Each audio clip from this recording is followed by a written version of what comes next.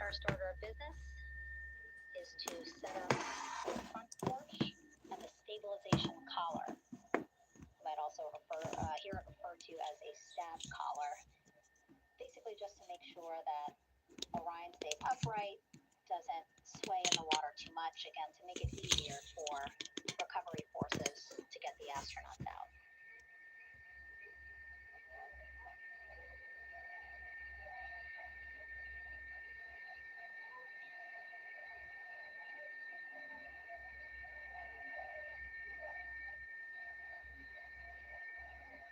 Again, we splash down in the Pacific Ocean just after 5 p.m. Pacific time here. It's a requirement by NASA to be able to get the crew out of Orion within 2 hours of splashdown. So doing great on time so far. Plenty of time. No rush either. I was speaking to NASA flight surgeon Rick Schuring earlier in this broadcast, and he said to me, no rush to get the crew out. Just want to make sure that they're feeling good, and whenever they're ready to take their step out of Orion and onto that large raft, the front porch, folks will be ready.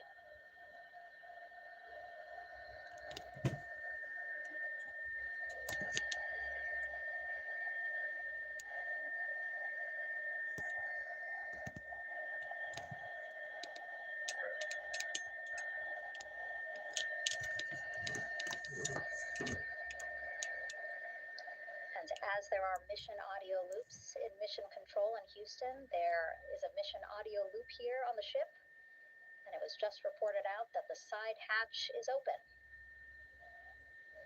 Side hatch of integrity is open. You're getting these beautiful shots from our aerial assets. The ship itself, where I'm on, just 3,000 yards away. Again, plenty of people on the boat here, glued to the side closest to where they can see all this action. And again, with just 3,000 yards separating us, great views from the bow here.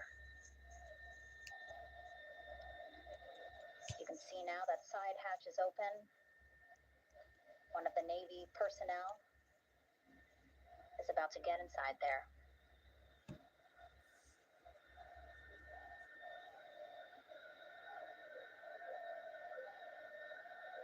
In they go. In total, 4 will go into Orion. So it'll be a little bit of a tight squeeze, but the goal is to have a recovery personnel with each astronaut assessing them.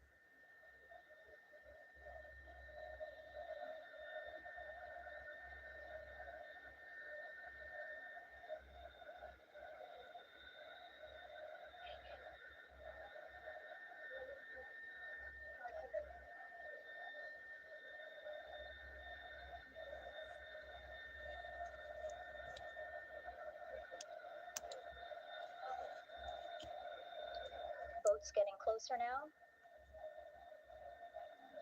Again, that one that's right up against Orion, those are the divers that will go in to the spacecraft to check on each of the astronauts.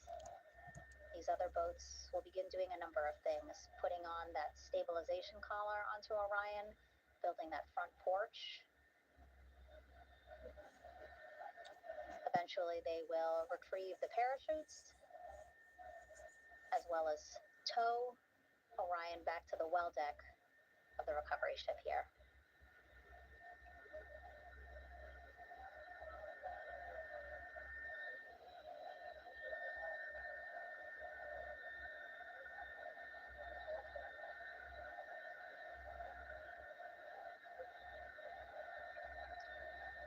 And so as we wait for the Navy and NASA personnel to get their assessment of the crew inside of Orion, why don't we toss it back to Rob for an update? Yeah, thank you, Megan. Here in Mission Control, Flight Director Rick Henfling and the entry team of flight controllers still on duty. The vehicle has been powered down for some time now.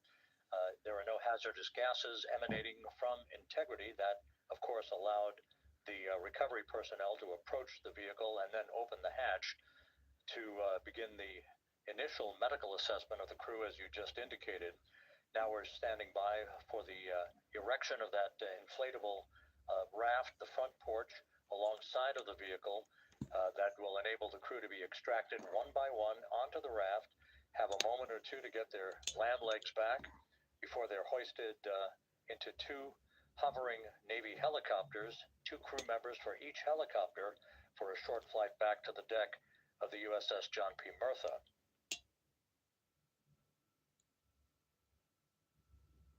All of Integrity's systems operated flawlessly throughout the course of the approach to the Earth, the entry into the Earth's atmosphere, and all of the key milestones that followed in this high-speed return to Earth for Integrity, a mission that spanned more than 694,000 miles from the vehicle's launch from the Kennedy Space Center atop the Space Launch System back on April 1st.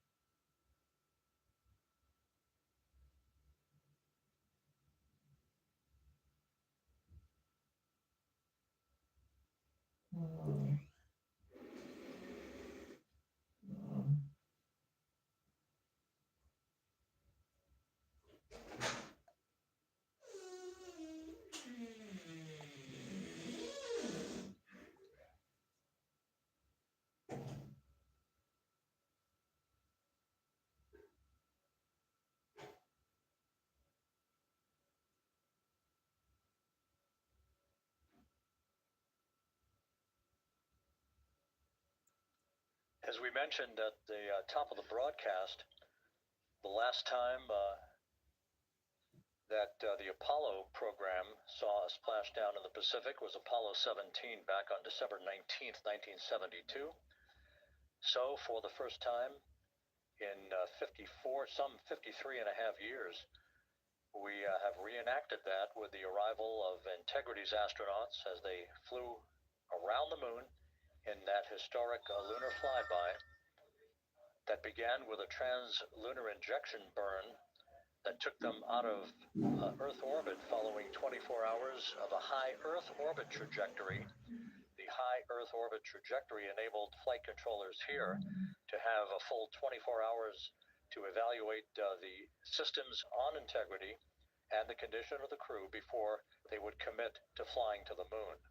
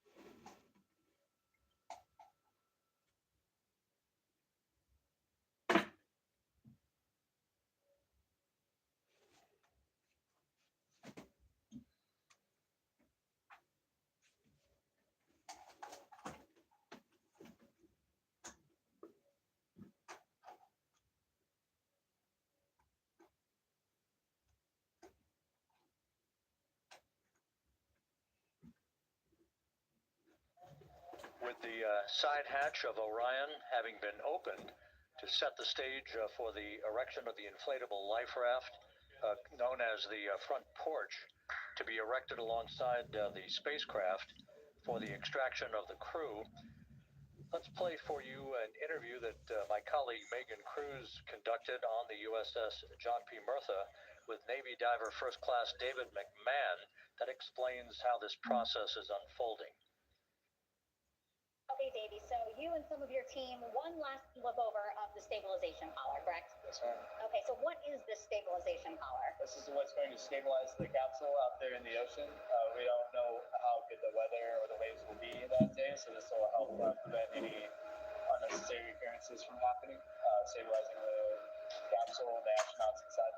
So basically, this is a float that will go around Orion. I'm assuming that what they're doing right now, these are the lines that will attach the collar onto Orion? That is correct.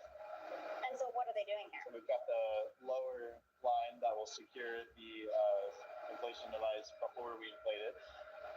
That gives us the go-ahead that it's secure in space, and then we'll inflate it. And then once that is done, we'll undo all the carabiners and get this orange line on top tied in the same fashion. And then this will be secured to the capsule, and the astronauts can safely take their first steps out of the capsule onto the front porch. Okay, and how long will it take them to set up the stabilization We collar? should definitely be able to handle this under 10 minutes. Okay, wow. And then you just mentioned the front porch. So basically, after they set up the stabilization collar, then they set up what's called the front porch here. That's correct. Okay, and what's the front porch? Front porch is basically a bigger waiting room for the astronauts to sit in while we wait for the helicopters to show up and grab them. Okay, so the medical team that was inside with the crew, they're going to help them out and onto the front porch? That is correct. And then what happens here? We have hired trained medical personnel also on board the front porch that will give them lookovers and just make sure they're okay while we wait for the helicopters to show up. Okay, how does it feel? I mean, your team, you, to be part of a mission that's returning astronauts from the moon in more than 50 years? We all feel extremely honored to be a part of this, as well as a bigger mission for the Navy and joining up with NASA to do great things. And do you feel like you and your team are ready? Yes, very ready. Cool. All right, thank you so much. Thank you.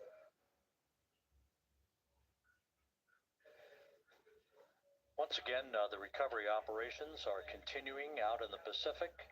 We shortly should see that life raft, the front porch, erected alongside the side hatch of the vehicle.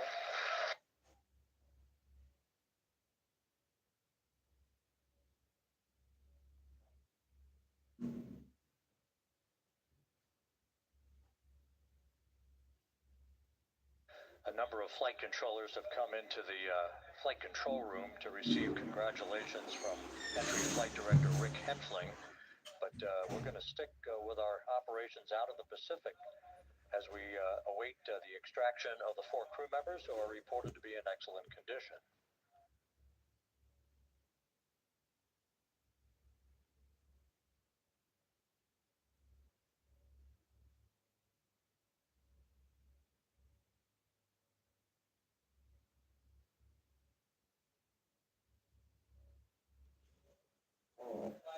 Again, while we stand by for that front porch to be erected alongside of the side hatch of the vehicle, let's go back to the USS John P. Murtha and Megan Cruz. Megan?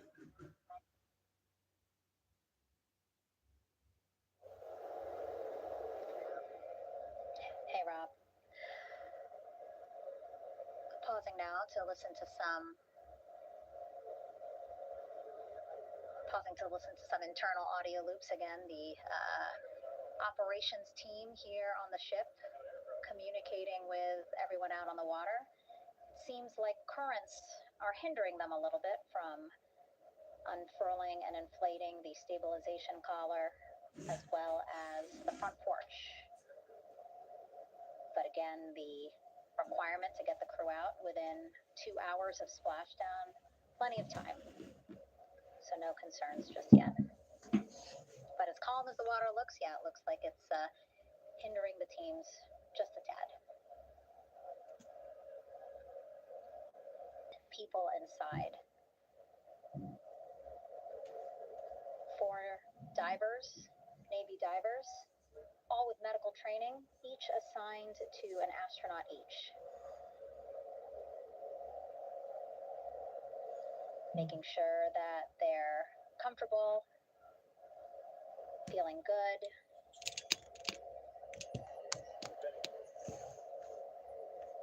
As you've heard us say in the broadcast, they expect a little bit of discomfort. Again, these astronauts just traveled back to Earth at 25,000 miles an hour, a nearly 695,000-mile journey around the moon. If you think you get carsick.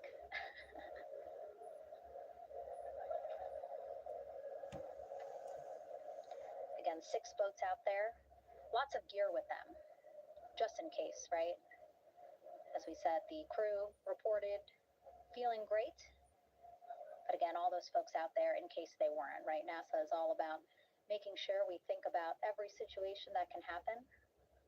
And so, of course, wanted to be ready in case any of our astronauts needed more medical attention while out there in the water.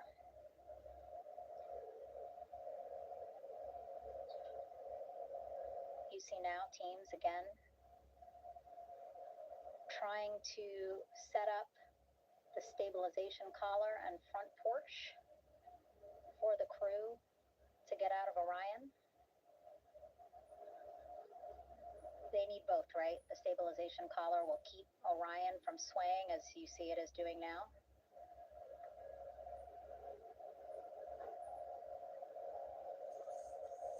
And then they will connect to the front porch to the stabilization collar so that the crew can take 2 steps and they will be in the front porch.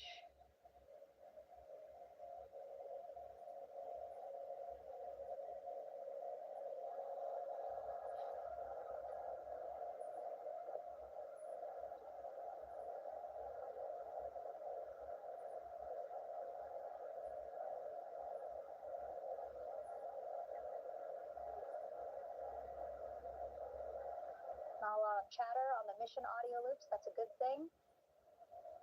Again, things proceeding pretty nominally, even if they're fighting some currents out there on the Pacific Ocean.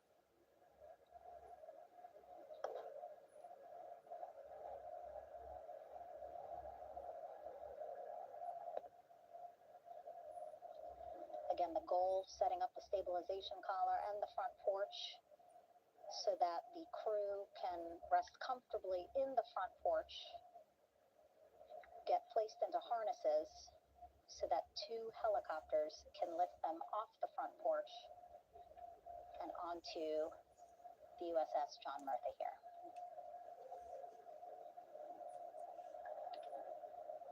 The helicopters are going to take turns picking up an astronaut.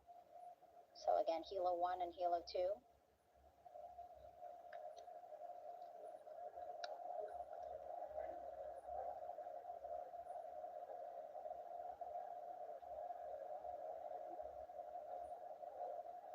Okay, and the recovery team here on the ship just got a report from the undersea medical officer who is inside the capsule with the crew. He is reporting all 4 members are green. All of our 4 astronauts, Reed, Victor, Christina, Jeremy, green, meaning they are feeling great, not the complexion of their skin. They are feeling great, happy to be home, and ready to be extracted as soon as possible.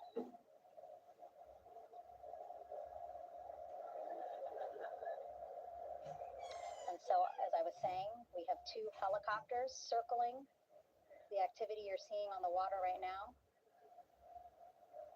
Each will take turns picking up an astronaut. So Helo 1 will come on in, hover above the front porch, about 40 feet above the front porch.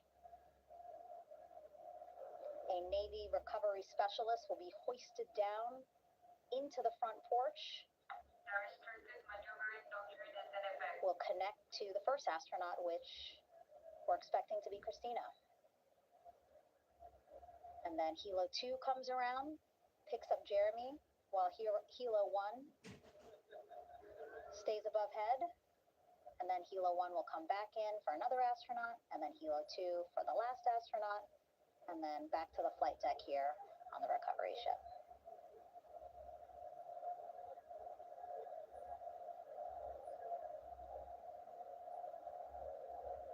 I was talking to Assistant Artemis Recovery Director Paul Sierpinski.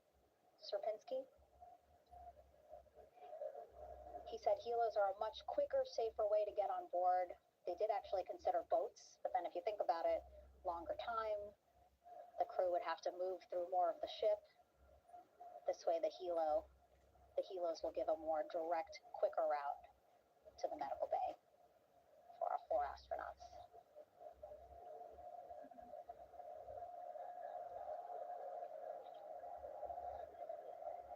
Beautiful shots from our aerial and imagery teams.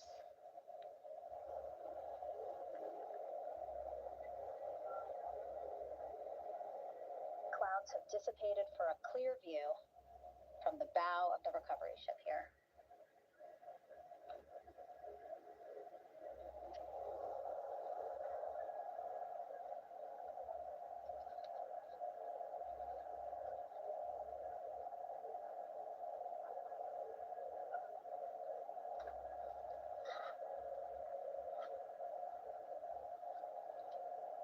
You can still see divers in the water there.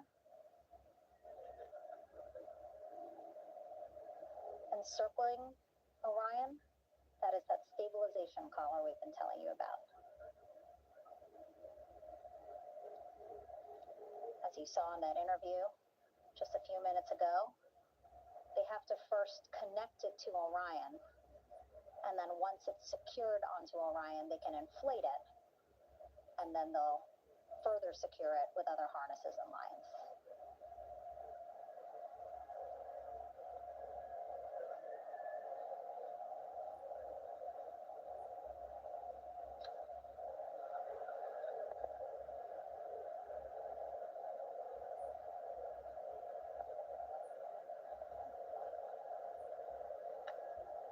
About an hour and 10 minutes since splashdown in the Pacific Ocean here.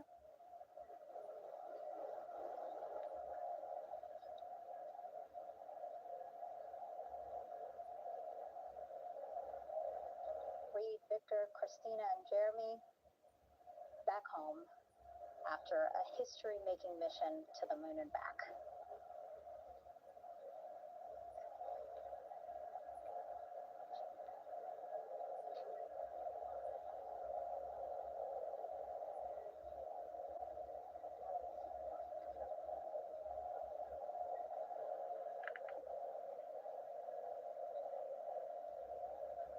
And if you missed what we said just a couple of minutes ago, the undersea medical officer inside with the crew in Orion reporting all 4 crew members feeling great.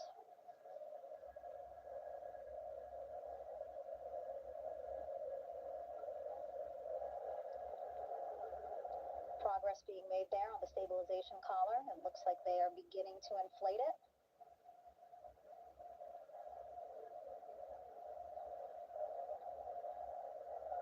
And it looks like they're starting to unfold the front porch in order to get that into the water here shortly and inflate that as well.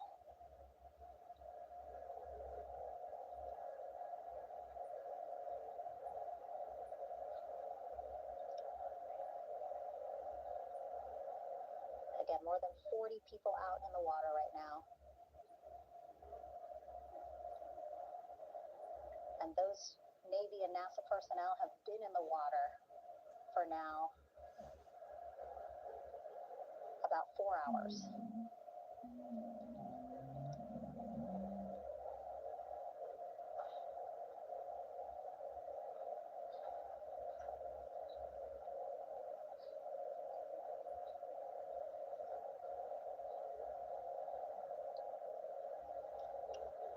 The reason why they had to get out so early is just to stage everything. And actually here on the ship, when there are flight operations happening, you can't have anything else, right?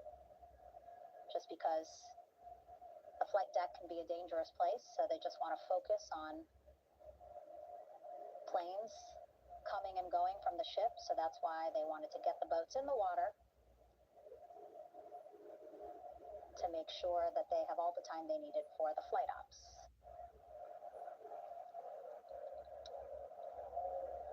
And then the same crew here out in the water, they will stay out in the water for a number of hours after we recover the crew and get them back on the ship, because then they have to recover Orion.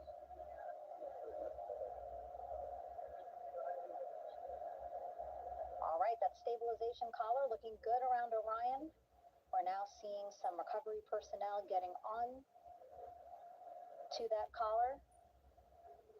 Again, they need to further attach it to Orion to make sure that it can really prop up the spacecraft. It's basically lifting it up off of the water just a tad. Again, so it's not so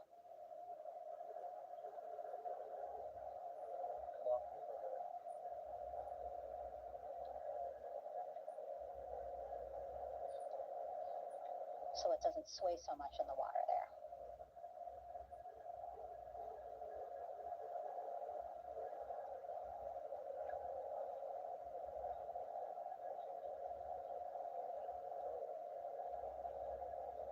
And now that front porch looks like it's nearly fully inflated as well. You can see a much larger surface area.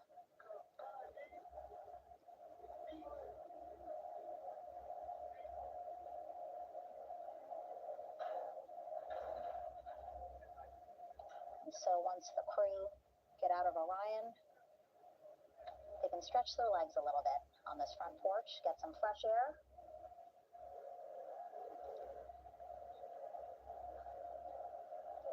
And enjoy this beautiful day here on their home planet.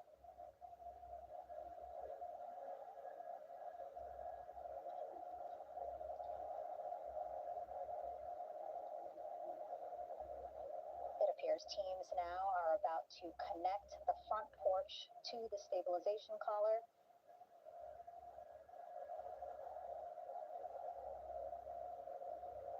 And at that point, when both are secure, we should soon see astronauts come out of Orion.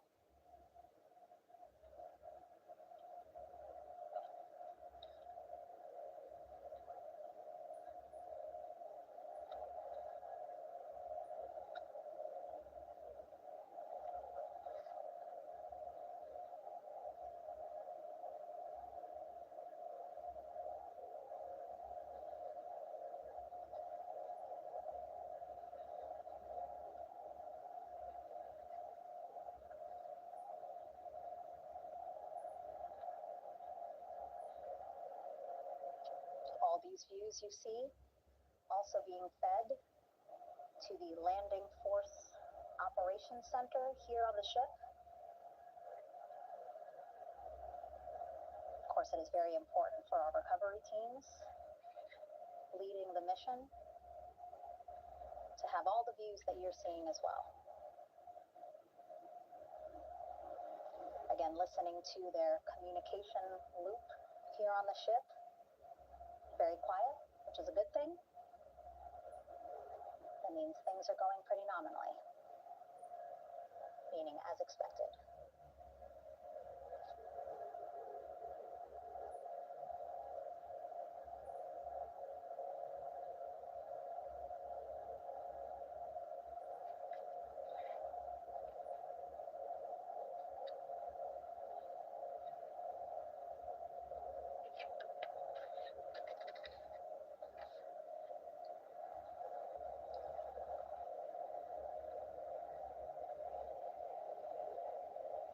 All this activity happening just 3,000 yards away from the ship. So that means this will be a very quick flight back on the helicopters for the crew. 2-3 minutes, and then they'll be back here on the ship. I know.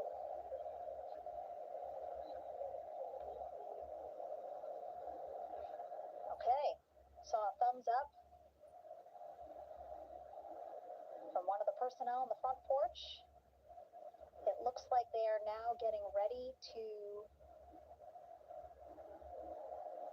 deploy what they call the Air Rescue Vest, ARV. And so this is the harness that each crew member will get into in order to be hoisted into the helicopters. Again, those helicopters hovering just about 40 feet above the front porch when they're ready to pick up each crew member.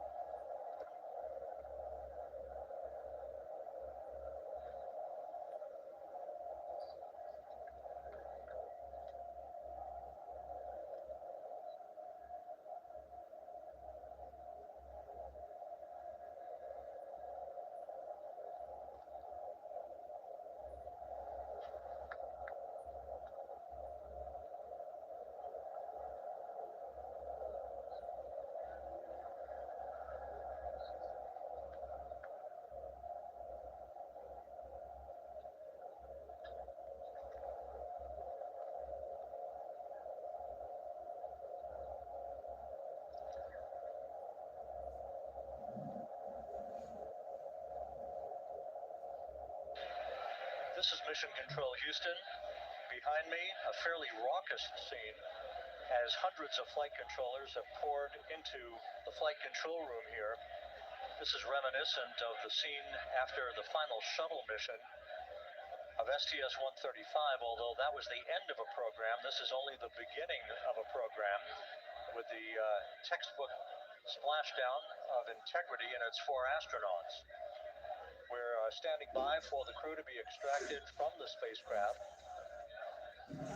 Entry Flight Director Rick Henfling invited all of these flight controllers who have contributed to this mission to enter the flight control room to have an opportunity to receive well wishes and to share the mutual glow that exists in the wake of a textbook mission for Integrity. On the front screen here in Mission Control, a sign that says "Welcome Home Integrity, taking humanity back to the moon, going further, and returning safely to Earth." So all of that jubilation, part of the post-splashdown activities, even as we await the crew being extracted from the vehicle to be hoisted onto Navy helicopters for the trip back to the USS John P. Murtha.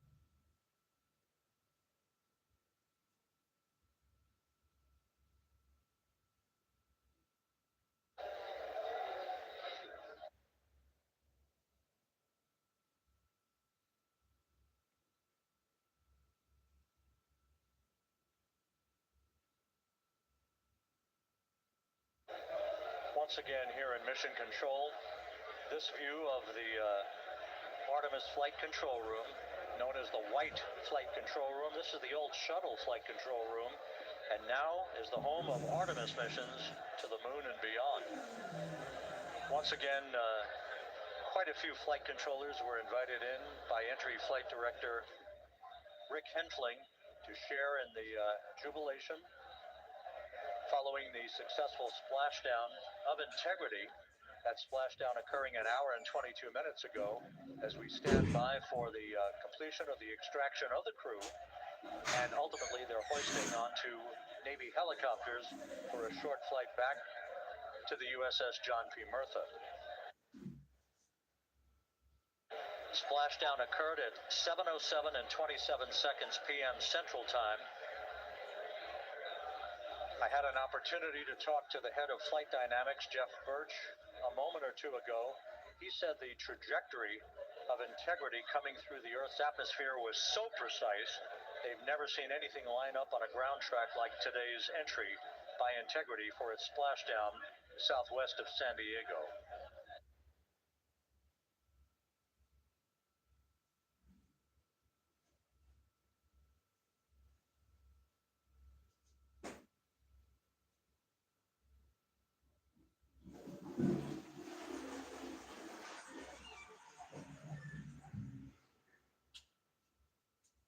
And the initial, you can hear it.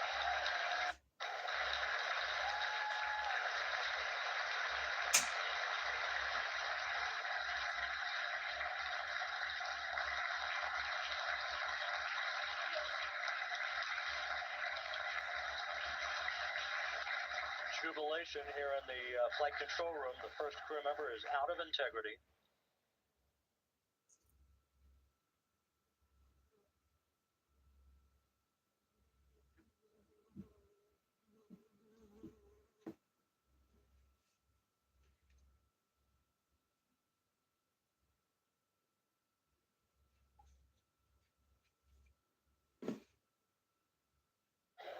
We are expecting the other crew members momentarily to be extracted. We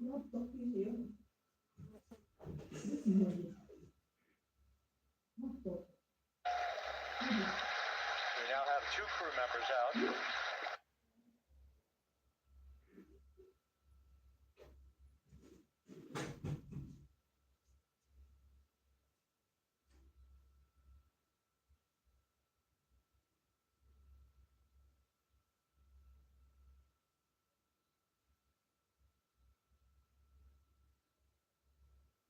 Two crew members out, 2 to go.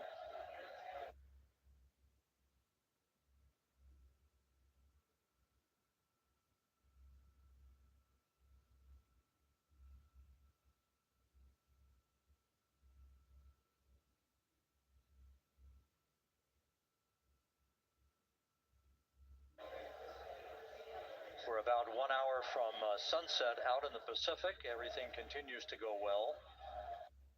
Integrity's systems function perfectly during its entry back to Earth. And Reed Wiseman, the commander who will be last out of the vehicle, reported that all the crew members were feeling very well.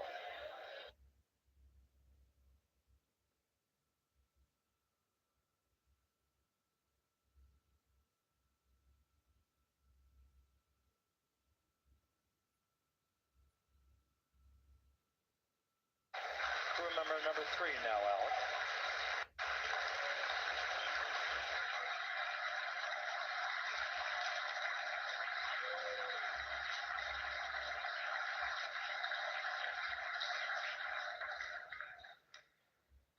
And now standing by for the commander, Reed Wiseman, who will be last out of his ship. Bobbing in the Pacific under almost ideal conditions, Integrity spanned 694,000 miles during its journey from launch to splashdown.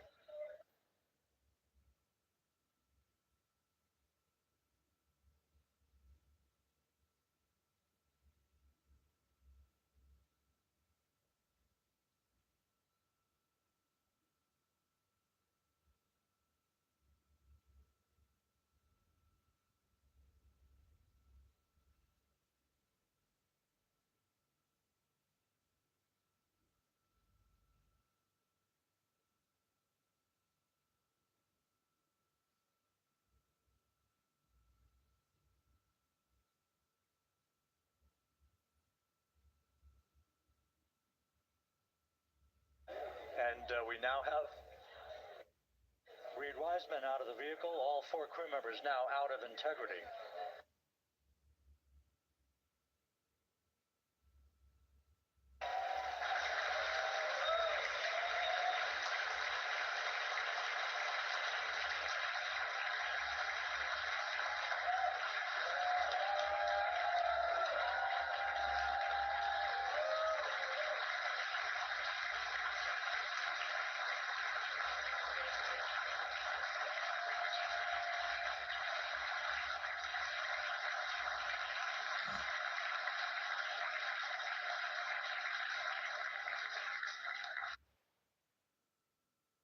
Once again, all 4 crew members now on the front porch, and the procedure to begin hoisting them up to these 2 Navy helicopters hovering overhead will begin shortly.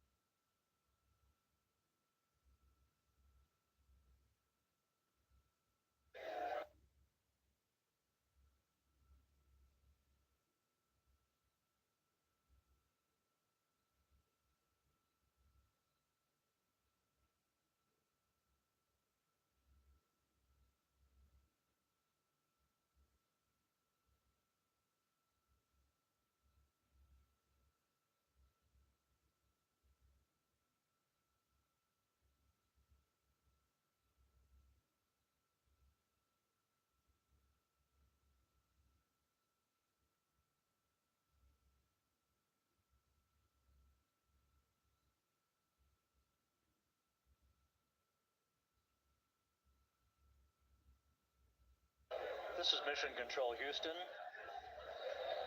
The mission is over, but the melody lingers on as jubilation continues here in the flight control room. We should be expecting NASA's Associate Administrator, Amit Kshatriya, to be joining us shortly for a short interview while the recovery operations continue out of the Pacific. So we'll stand by for that. And then we'll turn it back over to Megan Cruz aboard the USS John P. Murtha.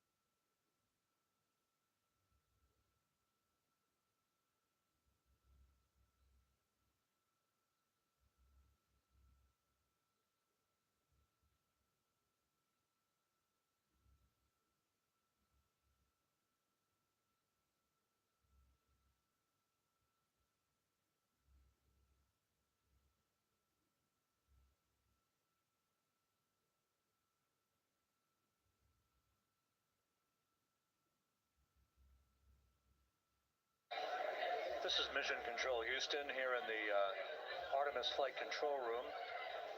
A number of flight controllers basking in the glory of the successful end of this mission that carried 4 astronauts around the moon on a lunar flyby and the first test flight of Orion with crew members on board.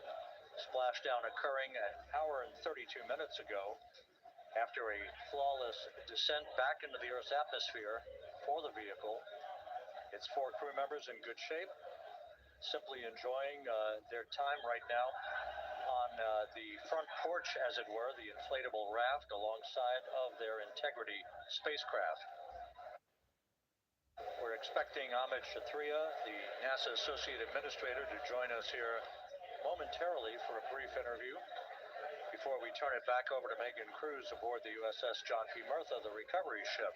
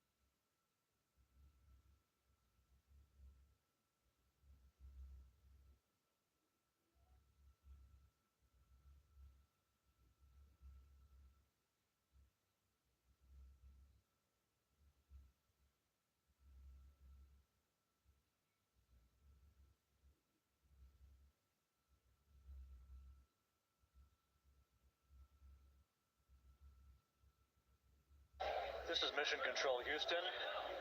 We're about an hour and 34 minutes since the textbook splashdown of integrity in the Pacific to bring home our astronauts. And with us now is Ahmed Shathria, the NASA Associate Administrator. Ahmed, a little bit of history made tonight, a little bit of history made over the past few weeks. Your thoughts as this team here basks in the glow of what they just accomplished? Yeah, Rob, we're here in the control center, and it's kind of overrun with jubilant folks in the Mission Control Houston, as well as engineering, and folks that just want to be here, part of it, as we watch our crew get extracted from the vehicle. And my thought is always about these teams, the team that's in the water right now pulling the crew out, the team here in Houston that worked so hard over the last 10 days, no sleep to get this done. We still have some work to do to get the crew to the med bay here on the ship. They all look great coming out, so hopefully that won't be too long. I think we saw the administrator on the boat too, giving his thanks to the Navy team on the Myrtha, which they're just an incredible group of sailors. I was able to visit with them a couple weeks ago. And then if you pull it all the way back to the workers and the folks that joined the rocket at Michoud, that made the heat shield tiles that held together tonight, that stacked the vehicle in Florida, that integrated the vehicle in Denver, that fired the engines in Stennis, that fired the boosters in Promontory. I mean, this is the entire team, coming together and being tested by the environment that this machine went through, and they did it right. The work was good. They did it right. You've said in a number of briefings, of course, and in other forums that this is just the first step. The cadence has to step up, as the administrator has indicated. Now, it's a little early for the full report card on how integrity did, but did this mission ultimately, from your eyes' view, exceed expectations? It absolutely did. I mean, I was waiting to talk about this until we're in the water, and I think we still have, again, work to do to bring it in and really kind of go through it bolt by bolt and see what we learned. But I mean, so far, given what we learned during the mission and given how we performed on ascent, on entry, I always think about energy in terms of the states that you worry about the most, and every time we put these machines through these incredibly energetic states, they came through. So I'm fairly confident that we made a big step tonight to get us on the path towards the surface. I think the path to the surface is open now. We do have to do all the work, and we'll make sure we talk about that as cleanly as we can. We learned a few things during the mission, but I have to tell you, this was an incredible test of an incredible machine. From an American psyche standpoint, the Empire State Building was lit up red, white, and blue tonight. Our coverage was seen on baseball stadiums around the major leagues. How captivating was this experience for the American people, for the world, in fact, as we return to the moon? I have not been able to watch a lot of the coverage as we've progressed through the mission. I will tell you, just from my witness in Florida before launch, and then seeing the people's faces here, and then reading where I can about how things are going. I think this has been a gift to the world from NASA. NASA has given the world a gift, proving to folks all over the place, especially young people, and that to me is what this is really about. Young people, when they see what we can do when we work together, when we have teams that collaborate, that it doesn't matter how hard the problems are, we can solve them. I'm hopeful that Artemis 2, as folks witness what we were able to do with this incredible crew, this incredible team that we've birthed into the world, scientists and engineers and artists that have been inspired by this. And even if they don't come work in the program, which separately they should come work in the program, because Lord knows we need the help, but even if they don't want to come work in the program, hopefully they grow up to recognize they can do amazing things when they work together and contribute to society and be good citizens and really change the way, the challenges that are coming in the world are overcomable if we work together like this. And one final question. Flying to the moon, we did it. We've done it again this past week and a half or so. But the engineering that went behind the design of this mission and the precision, the pinpoint precision of this vehicle entering that entry corridor, it's almost mind-boggling. Yeah, it is incredible when you think about the energies involved and the uncertainties involved. That when we inserted the vehicle into orbit, it was 99.2% down the middle. When we dropped the vehicle right on top of the fleet here, our guys knew exactly where to go, but the guidance was perfect. it's interesting. I've got this question a lot over the last few weeks about, we did this before 53 years ago, and that I think, it is a reasonable thing to contemplate, like what's gone on since then. And what I tell you is,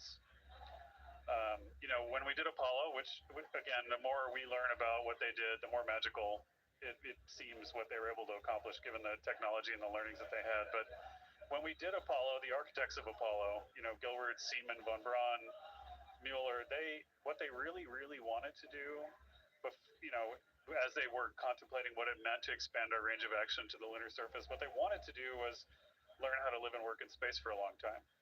They wanted to do that first before they were confident they could expand their range of action to the moon. Now, of course, the politics of the time and the mission at the time was different, and so they had to go straight to the moon and bring people home. And then after that, the program kind of lost its momentum. But after that, NASA kept moving along those paths, right? So we recognized during Apollo that reusability was going to be important. We spent a lot of money on those machines, and we spent a lot of money on these machines here. But we recognized that reusability was important, which is why we built a winged space plane called Space Shuttle, and then we used that reusable machine to build a space station. And we learned for 25 years how to live and work in space, and have been able to develop technologies that can enable exploration. So really, what I think is now, 53 years later, we're at the point where the architects of Apollo would have been pleased that we're now ready to actually go back to the moon and go back to stay, because we've learned all the things we needed to learn. There's a lot of people pleased here tonight, and we really thank you for joining us. Amit Kshatriya, NASA's Associate Administrator, as we begin to hoist the crew onto the helicopters to head back to the recovery ship. Thank you very much. Thank you, Congratulations, Amit.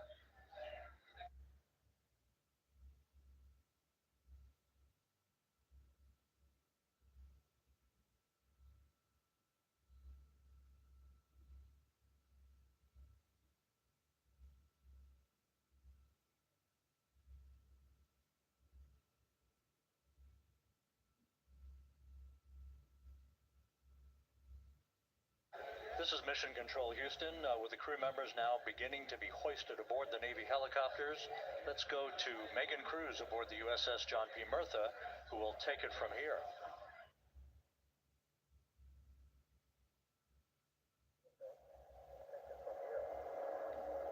Hey, Rob. Yeah, back on the bow of the ship here, we are seeing the helicopters circling Orion, the first one there, having just completed picking up the first astronaut. Helo 2 now, hovering just 40 feet above the front porch, lowering a recovery specialist out of the helicopter. That person will touch down in the front porch just there.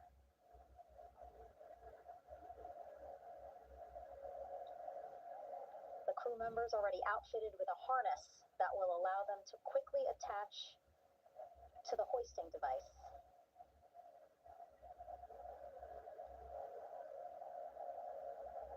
Look at the power of those blades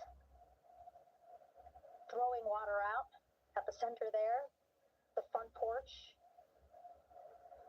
with now 3 astronauts and the recovery specialists. Again, crews already outfitted with a harness vest. And here we go. Second astronaut now off the front porch, getting hoisted into the second helicopter.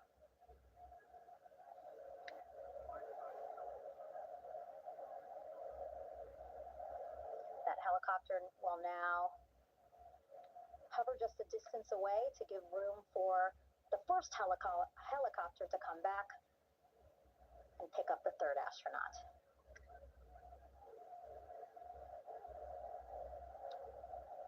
As we wait for that helicopter to come back, make its way back around, just want to mention that the President of the United States called our NASA administrator today while he was on the ship, just minutes after we interviewed him live on our coverage, and congratulated him and NASA on this history-making moment tonight. Helicopter 1 again hovering 40 feet over the front porch. We will soon see another recovery specialist getting lowered onto the front porch.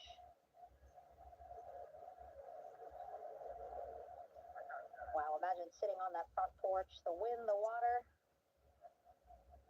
But again, the recovery team determined that a helicopter flight back to the ship here would be safer, faster, and more comfortable for our crew who just completed a 10-day mission around the moon.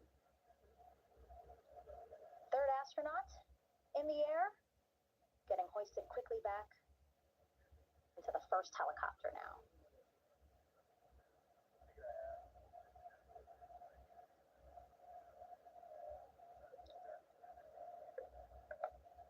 That first helicopter now on its way back to the ship here. We will soon see it land in just a few minutes. Again, all this action happening just 3,000 yards away from us, so a very quick flight back to the flight deck.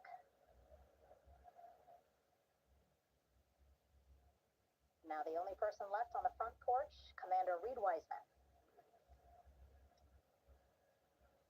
That second helicopter now making its way back over to the front porch. Here it comes.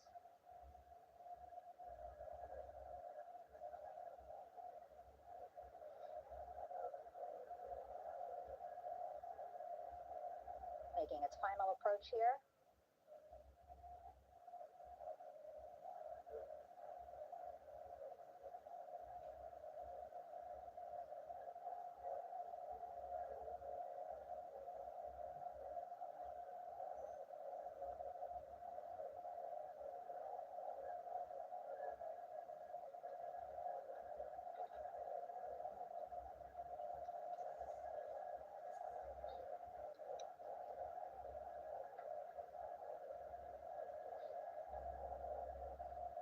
The last astronaut, Commander Reed Wiseman, now off the front porch and almost into the second helicopter. Both now on their way back to the ship, where we are, the USS John P. Murtha, just west of San Diego in the Pacific Ocean.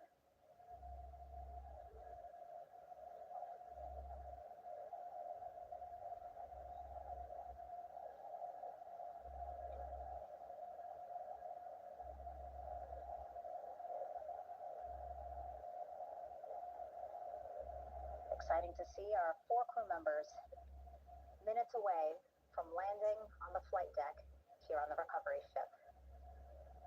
550 people on this ship, excited, ready, anxious, looking forward to welcoming this crew aboard.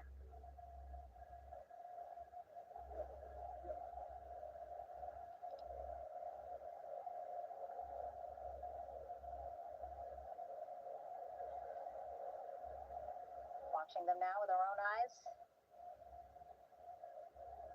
Close to the ship here. Hearing them begin to hover on the flight deck, which is just across from us, here on the bow.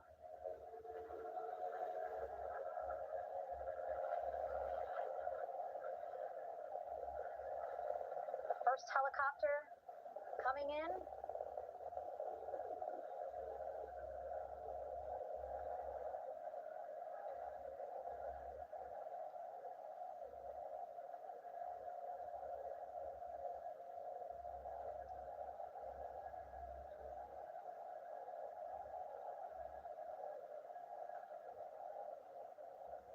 And wheels down. Wheels down of the first helicopter carrying 2 of our Artemis 2 crew.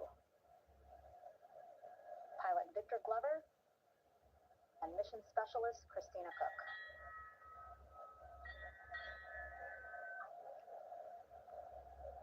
Kilo 1 on deck reported on the recovery loop. Again, the mission audio loops that the recovery team are using here to communicate with one another. And an announcement just made on the ship, integrity incoming. 2 more helicopters on their way to the flight deck, one carrying the crew, the other, one of our imagery helicopters. Again, kudos to our imagery and aerial teams for giving us these beautiful views of history in the making. Set amid a gorgeous, soon-to-be sunset here in the Pacific Ocean.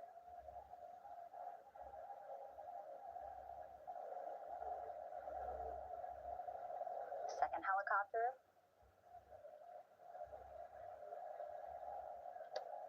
making its approach of the flight deck.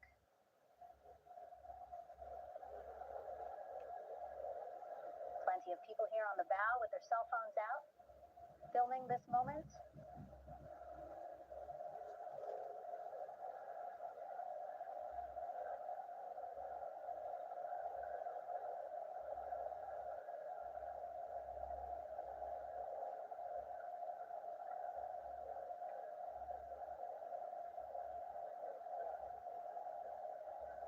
Some impressive flying here by the Navy,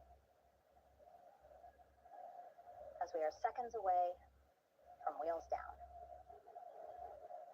And there you go. We now have all 4 Artemis II crew members on the USS John P. Murtha.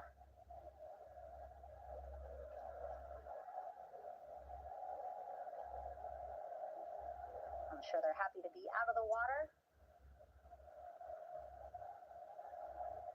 and on this recovery ship with, again, 550 people on board, ready to welcome them home. But first, as we've been saying throughout the broadcast, just making sure the crew feel good.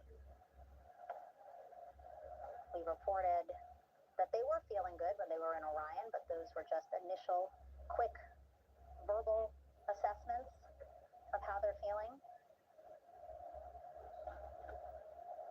Their destination tonight, the medical bay here on the ship, right after we power down the helicopters here.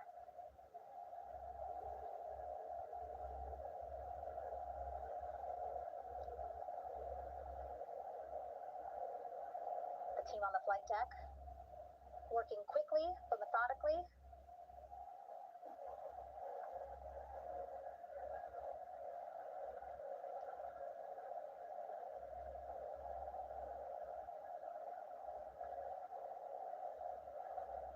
Waiting for just one more helicopter to touch down.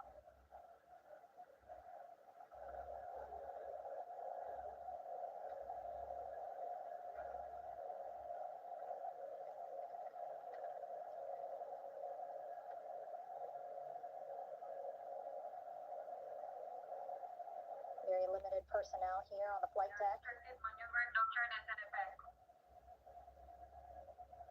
as that third helicopter touches down.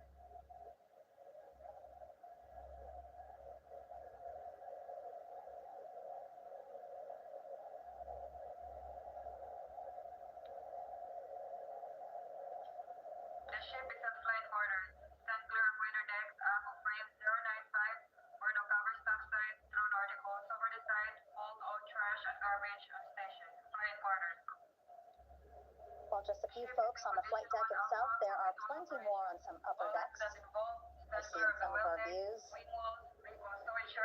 a very packed crowd overhead.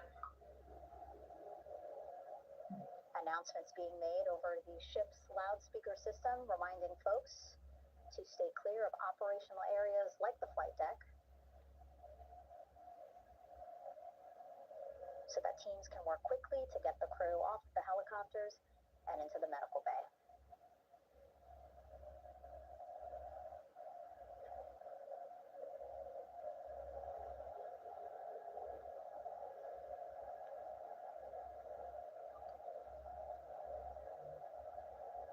Splashdown today, 5:06 p.m. Pacific time. We are within 2 hours of that splashdown time, and already we have all 4 crew members on the flight deck of the USS John P. Murtha.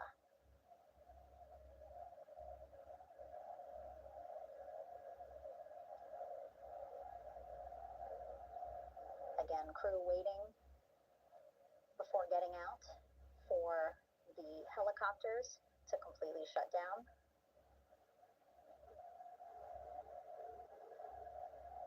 safety, of course, very important to NASA and the U.S. military.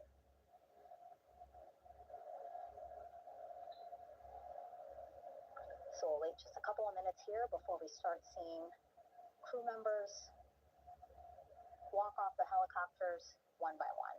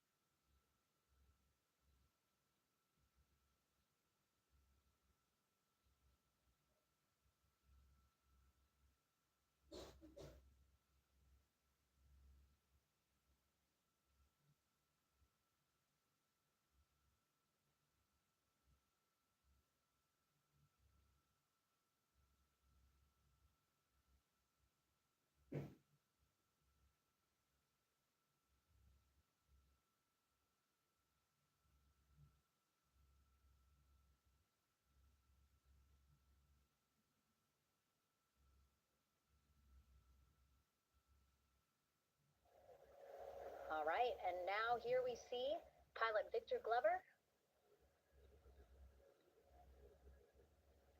and mission specialist Christina Cook sitting on the edge of one of the helicopters, looking in great spirits.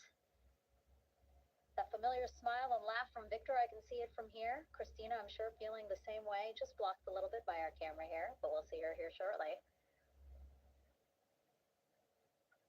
A photographer taking their pictures. Victor saluting folks on the flight deck. They look like they're in great spirits. Happy to be home, I'm sure.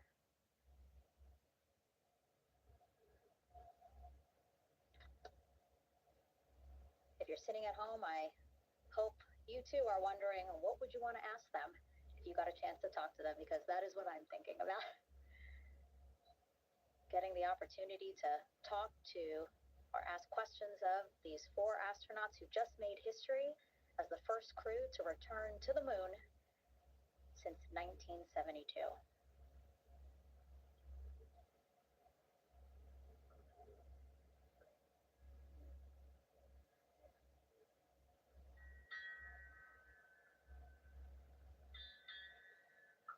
Oh, there we see Christina there, also smiling, finally peering out, waving at the cameras. Hello to you too, Christina, yes? Welcome back. Welcome, welcome home. A loudspeaker announcement on the ship saying, "Welcome home, Integrity."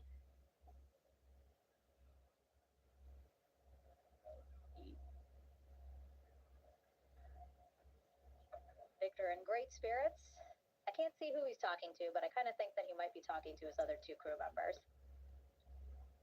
Shouting from across the flight deck, congratulations to one another.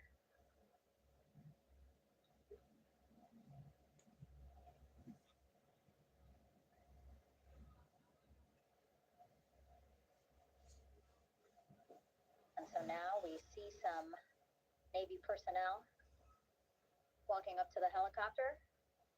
This is again the first helicopter carrying pilot Victor Glover and mission specialist Christina Cook. Both have taken off their helmets now.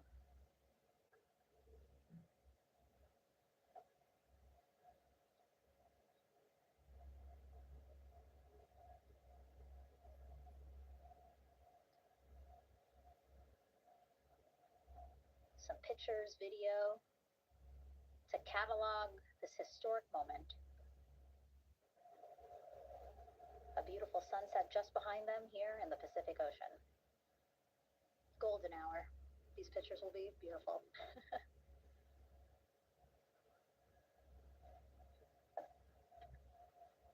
now we see NASA Administrator Jared Isaacman. He is on the flight deck, as well as Flight Surgeon Rick Schuring walking over to Victor and Christina first. We saw the administrator walk over to the other helicopter, which is carrying Commander Reed Weissman and Mission Specialist Jeremy Hansen.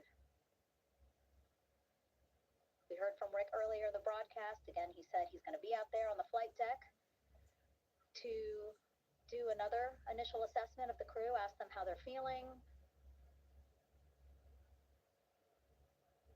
anything bothering them. But again, from what I'm seeing, they look like they're in great spirits and feeling pretty good for folks who just traveled 695,000 miles from Florida to the moon and now here to the Pacific Ocean.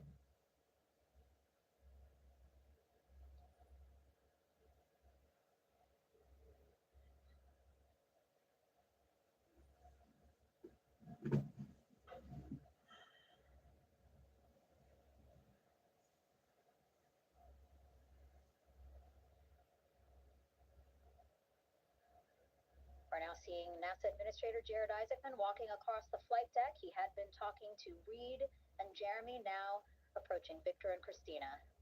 A hug from Victor? A hug from Christina? What a moment that we're getting to experience together.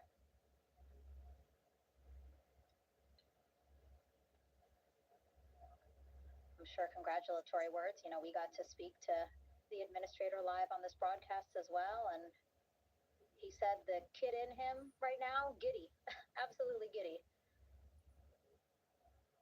at what we were able to accomplish today. Returning them home safely and in good spirits after a 10-day mission around the moon. And here we go.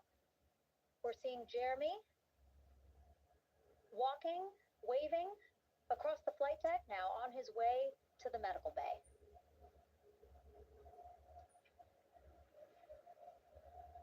It's a short walk, less than a minute.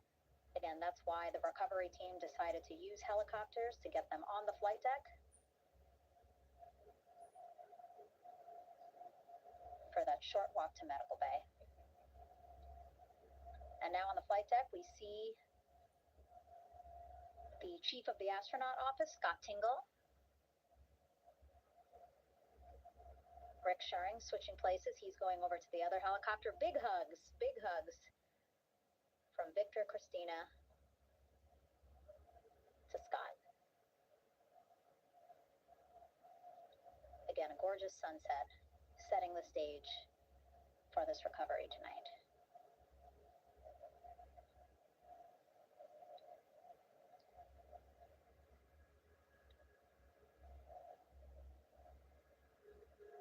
All right.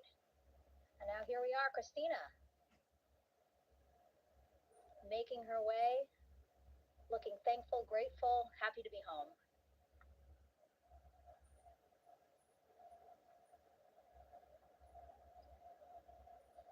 You can see she's looking up again. Lots of people, just a few levels up off the flight deck, welcoming her home.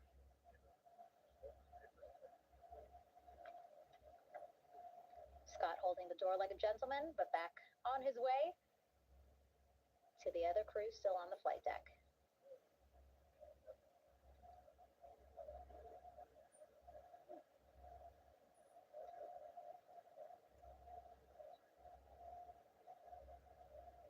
So still on the flight deck, Victor Glover and Reed Weissman. It looks like Victor will be the next one headed to medical bay. More hugs, more hugs. He's a hugger.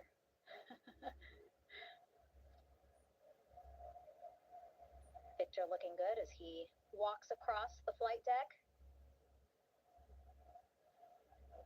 NASA Administrator applauding.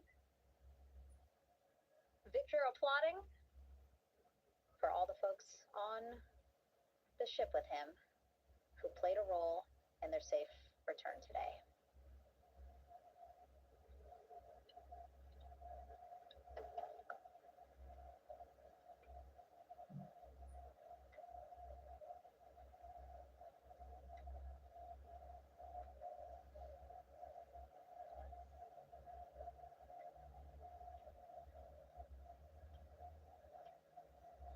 finally just one Artemis 2 crew member left on the flight deck, Commander Reed Weissman.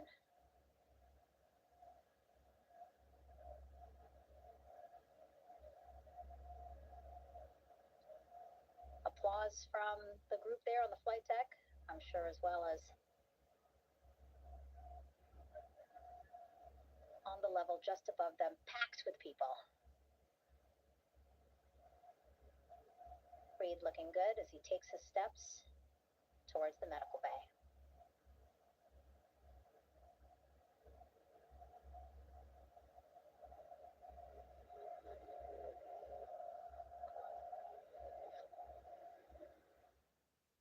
We are 4 Artemis 2 crew members back on the ship.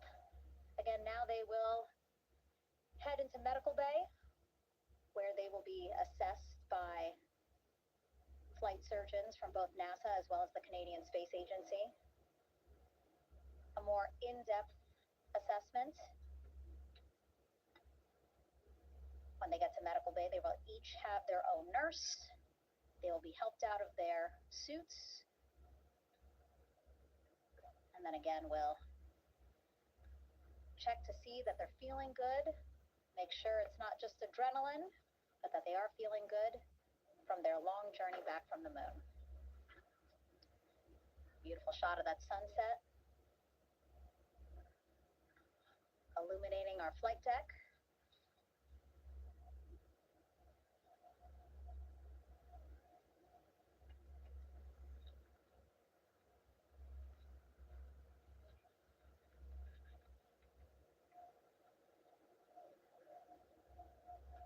All right, and now with our astronauts safely on board, I want to welcome on Artemis Recovery Director Lily Villarreal. Lily, I don't know how you must be feeling right now. Ecstatic? I'm Relieved? so ecstatic, relieved. Of course, we still have to bring the capsule into the well deck of the ship, but this is a major milestone to have the crew here on the ship and in medbay. You know, our team has been preparing and working really hard, and I'm just so proud of them all. Everything went very well, just as planned. Our teammates in Houston, the flight control team was just amazing. We were able to have great conversations and communications about everything. And I don't know what else to say. I'm just so excited. It's such a wonderful feeling to get to this point. Again, we still have to get the capsule, but this is huge for all of us in landing recovery, and I couldn't do this without my team, and of course the full support of the U.S. military. There's going to be lots of high fives when we get the capsule back in, and I'm so happy that the crew's doing well, Ryan's doing well, and thank you for for everybody watching.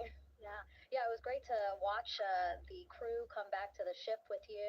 How were you feeling when you were seeing them looking so happy to be home and feeling really good? The funny thing is that we had video of them from inside the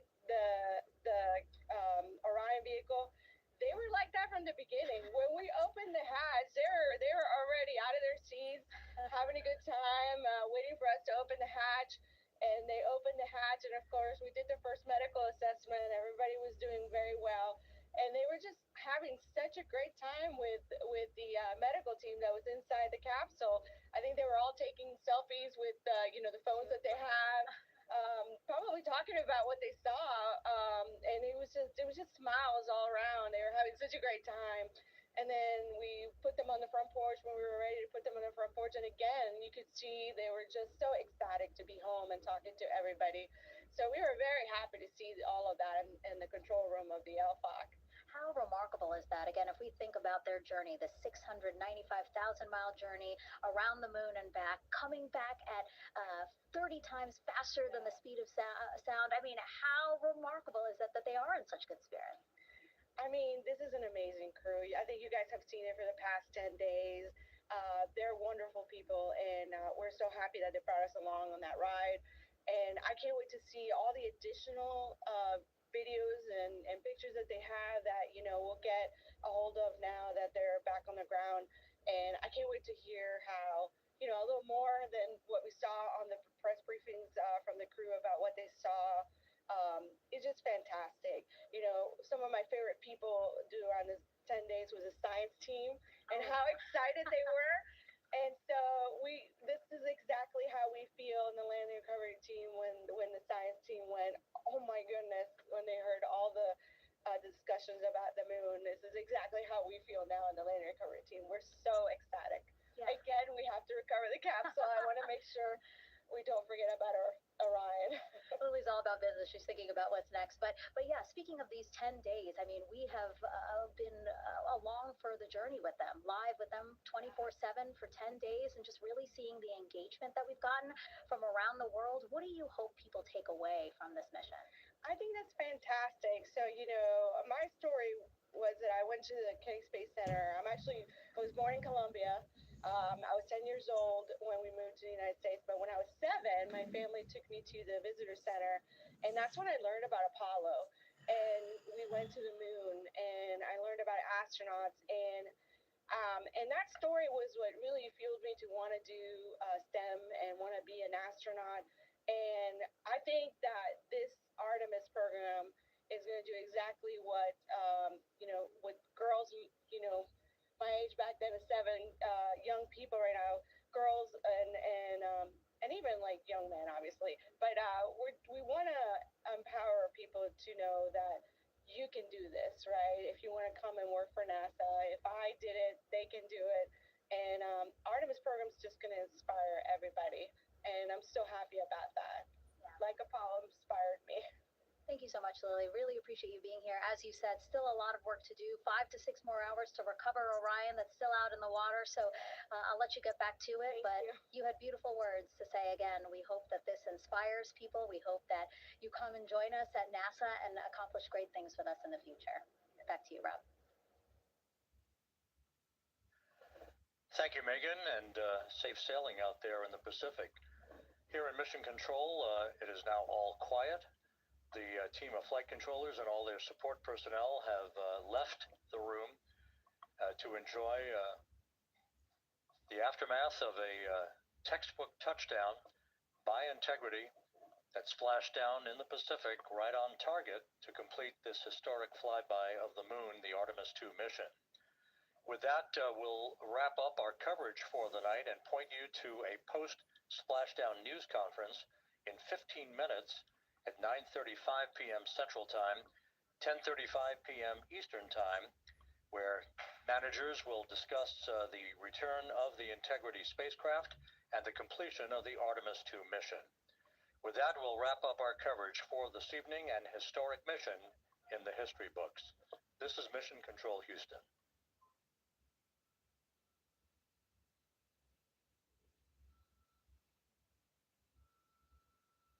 Main chute deploy. And we have 3 good main chutes. Integrity, splashdown, sending post-landing command now. Splashdown confirmed. Copy splashdown, waiting on VLDR. Splashdown confirmed at 7:07 p.m. Central Time, 5:07 p.m. Pacific Time.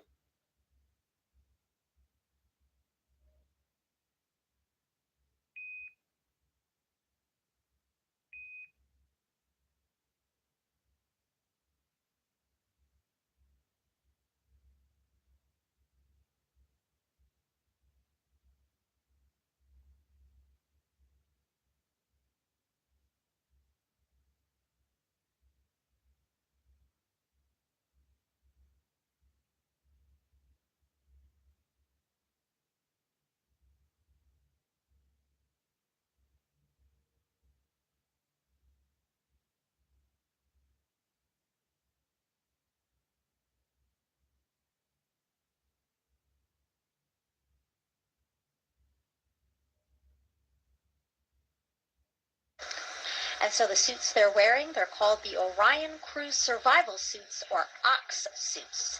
and so they're worn for launch and reentry or during high-risk or emergency situations. And I think a lot of people, especially if they're have been following NASA for all these decades now, they're kind of thinking, hey, these look like the suits that our shuttle astronauts used to wear. There is a lot of resemblance here. That's true. Yeah, they are very similar.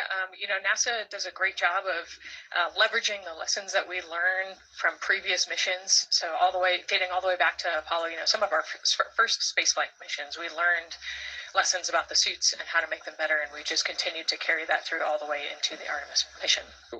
So far, looking pretty good. You see the rocket out there on the pad. It is launch day, and we just got that crew weather brief that you were talking about from Launch Director Charlie Buckwell-Thompson to the crew. It looks like a countdown at this point is in good shape, and that's great news. Yes, a pre-flight tradition that we have seen with our crewed flights and our astronauts, the card game, Nicole. Yeah, this is a fun time for the crew. Kind of relax a little bit, play a card game with the chief. You can see Scott Tingle there is the dealer today. Looks like they're playing high card wins. So Victor won. He's out. Now Jeremy's out. There are two schools of thought on this game. Either you want to get rid of all your bad luck or go out on a high note. So it looks like the crew chose we're going out on a high note. And I think one of my favorite parts when I talked to Reed about this is he was just excited to play a game with his old boss from Naval Test Pilot School. So once again, his boss today. Yeah, and I love this part of the tradition because this is when, again, you usually see them laughing, but very focused still. But when they get to this table, laughs, high fives, smiles, just really a brief moment of levity in what can be and will be a very long day for them. And here they are, NASA's Artemis II crew. Commander Reed Weissman, pilot Victor Glover, and mission specialist Christina Cook and Jeremy Hansen taking their first steps outside for their historic test flight. To a wonderful applause from the crowd. They're looking really excited. Some and big really smiles. Ready. I love that. It's a great day for us. It's a great day for this team.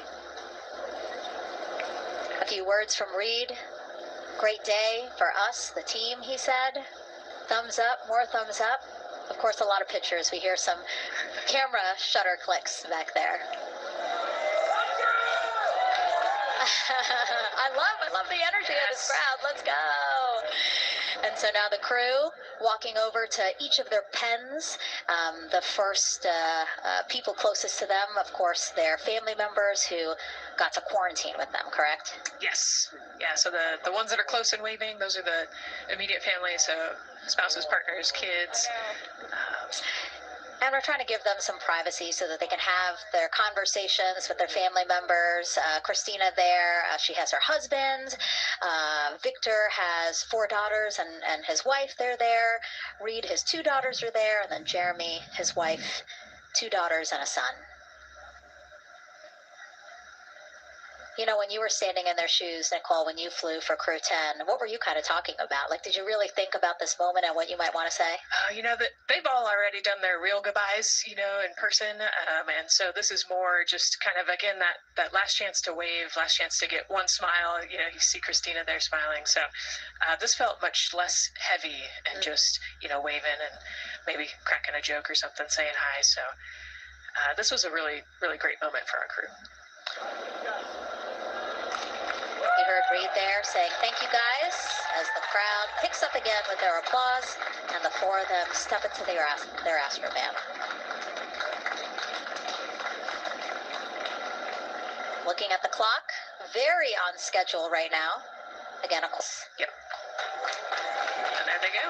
And off they go. Reed, Victor, Christina, and Jeremy now on their way to launch pad 39B, where they will fly to the moon. Something no human has done in over 50 years. They may also set a new record as the farthest humans have ever been from Earth, a record set by the Apollo 13 crew almost 56 years ago today. We still hear cheers as they drive away from the operations and checkout building here at Kennedy Space Center. Pad 39B, another historic place here at Kennedy Space Center. Construction began in 1964, finished 3 years later. Apollo 10, the full dress rehearsal for the moon landing. That was the first mission to launch from this pad. Yeah, we've used this pad for a lot of missions. We modified the pad in the 70s and 80s, and then the shuttle missions actually launched from here as well. Now we see them coming out of the Astro van there and getting ready to ascend the launch tower. Well, we got a weather brief before they went out to the pad, and of course LWO gave a go. There could be some rain out there at the pad. It's already rained out there already. If you're in the area and you're watching right now, well, certainly you know that there's some rain in the area. There's going to be spotty showers that are going to be coming ashore here, and we expect that throughout our rest of our countdown. But we also are getting forecasts that there'll be some clearing as we get closer to our launch window. Big wave from Reed Wiseman there, and a thumbs up as the crew goes into the elevator to ascend the launch tower to go up to the level where they'll walk across the crew access arm and get into the white room. They're taking a moment to go over there and stand up and gaze up at the 322-foot tall SLS rocket. Right now, a lot of focus is on, of course, the closeout crew. They've made the way for the crew to get inside the spacecraft now and walk across that crew access arm, and there they are. They have been working on a tight timeline, but they are ready to go, and they are ready to receive the crew and start putting them inside their Integrity spacecraft. But also provides the fuels, communications, all that to the rocket. And now we're watching the crew walk across the crew access arm, getting a beautiful view of Kennedy Space Center. From 274 feet. Woo! Nicole laughs because Nicole is also, like Reed, does not like heights. Not like how open that crew access arm is. But Reed made it across, so that's good news. It looks like they really enjoyed it. They didn't just walk straight past. Christina and Victor, we definitely saw. Some thumbs up there, looking out, yep, that crew access arm. And then Reed, he knows where that camera is. Taking the opportunity to, again, just tell folks, hey, we're doing good. Ready for it. And it looks like they're actually probably signing their patch. Yeah, there's a wall with patches there, and so each crew signs when they get up for their launch. And so this is probably actually the first time a crew is doing this in the white room of Launch Pad 39B. Don't quote me on that, but I think the signing started with the commercial crew program. So there's a lot of that in the white room over at 39A. But again, this is 39B. Yep. And so now in this room here, the white room, again, we will see the crew don or put on their communication caps again, their helmets, their gloves, and remove coverings that they had on their shoes. Yeah, so they want to protect the suits while they're walking out and up to the white room, and now they'll finish reassembling those suits. Put the boots on, put the gloves on. You see they're working their comm caps now, and they'll work the helmets eventually as well. And so as we watch this process unfold, why don't we take a couple of questions from you guys. What is the most difficult thing about preparing for a flight? Nicole, that question's obviously for you. This is a great question. I think we get such good training. This crew's been training for years. And so they know this rocket and this capsule inside and out. They know all the dangers. They know how to react to anything. So I actually think, preparing your support system and your family, I think launch day is actually tougher for your family than it is for you. We've heard the crew talk about the difficult conversations that they've had with their family to prepare for this historic test flight. And so I think, the closer and closer you get to the rocket, the fewer and fewer things from Earth you keep. They left their suitcases at crew quarters this morning. They left their cell phones, their laptops, everything. And so you are just a human in a spacesuit about to get on a rocket with all of your loved ones watching. And I think that can be probably one of the most difficult parts about today. And it looks like we're getting ready to ingress here. Yep, thumbs up from Reed. Everybody configured with their suits. And so in we go. They actually get inside by walking backwards. That's the easiest way to get in, right, Nicole? Yeah, so he will step down right over the flywheel or the exercise equipment that they've got in there. We'll talk to that in a second. And then you actually step down right on top of the toilet area backwards. You can see him going now. Oh, and he's already turned around and walking in. You can see Dre's protecting his helmet and his visor there from all that metal. Yeah. It's a tight squeeze, but they've done this a lot, so Reed's already all the way across the capsule. Yeah, that was fast. Impressive, Reed. Impressive. That's why you're the commander. Oh, a heart there from Jeremy again. Yep, Canada. Yeah. Canada is about to get into Orion. Yeah, this is the first time in over half a century that we're sending people back to the moon, and everybody is excited about it. Kindergarten to congressmen and all over the world, everyone is ready for today and excited to see this launch. And so here we are again, still inside Orion with the closeout team, putting some final touches on, it looks like Victor's configuration there. Again, making sure that his harness is set and that he's connected to cooling, he's connected to communications, and he's connected to any other umbilicals that he needs to be connected to for Orion. We'll ask about whether there's a launch button. There certainly is not. Flight and Rock, our new T0 is 223512. Houston flight copies. 223512. Affirm. There you heard confirmation of the exact T0, 6:35 and 12 seconds p.m. Eastern Time. Again, our T0 is 6:35 and 12 seconds p.m. Eastern Time. But as I was saying, there's no launch button. This is autonomous. But there is a button that keeps you from launching, and that button allows the GLS operator to pause the countdown outside of terminal count and during terminal count and submit a hold to the next holding point. So the clock won't stop right away. If there's an issue, we'll go to the next stable holding point. This is how GLS configures the rocket and ground systems to a stable point where they can stop the countdown if that's needed. But right now, we are counting down our next big milestone, looking to retract the crew access arm. GLS is go for crew access arm retract. And there you see the crew access arm moving away.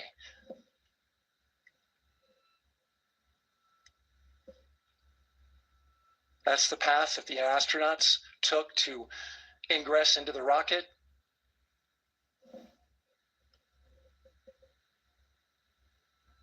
Until this point, that was their way off the pad if they needed to evacuate. But now with that arm retracting, the backup transitions to a launch abort system, and they'll begin arming that shortly.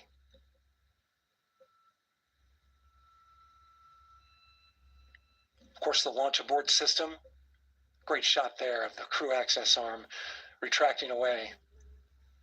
The launch abort system is the tower at the top, and that's what would pull Orion and its crew off the top of the rocket in case of an emergency, whether it's on the ground or in flight. This is critical safety hardware that protects the lives of the astronauts.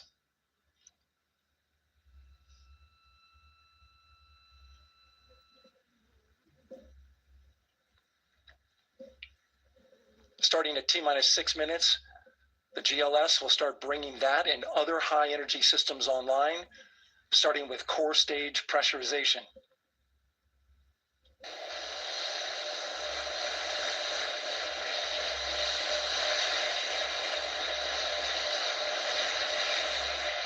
GLS go for purge sequence 4. Moving through the milestones. All is looking good.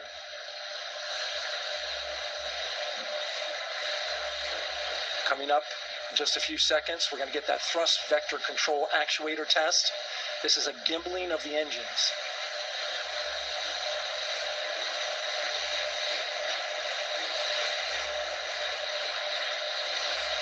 There are the 4 RS-25s, 3 of them, Shuttle Heritage, 1 of them built from shuttle parts. And there you see them moving.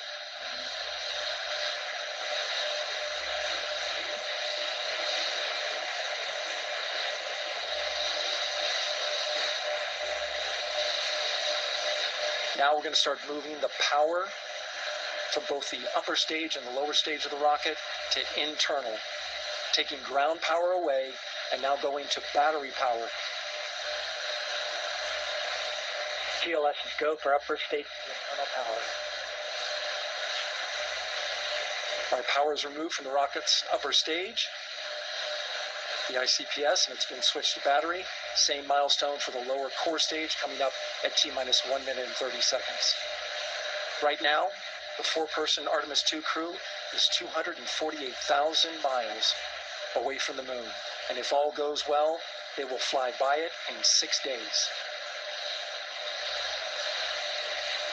GLS is go for core stage to internal power. All right, there's the rocket's core stage, which houses 3 flight computers, is now on its own power. There's no more hold time because there's no more margin on these batteries.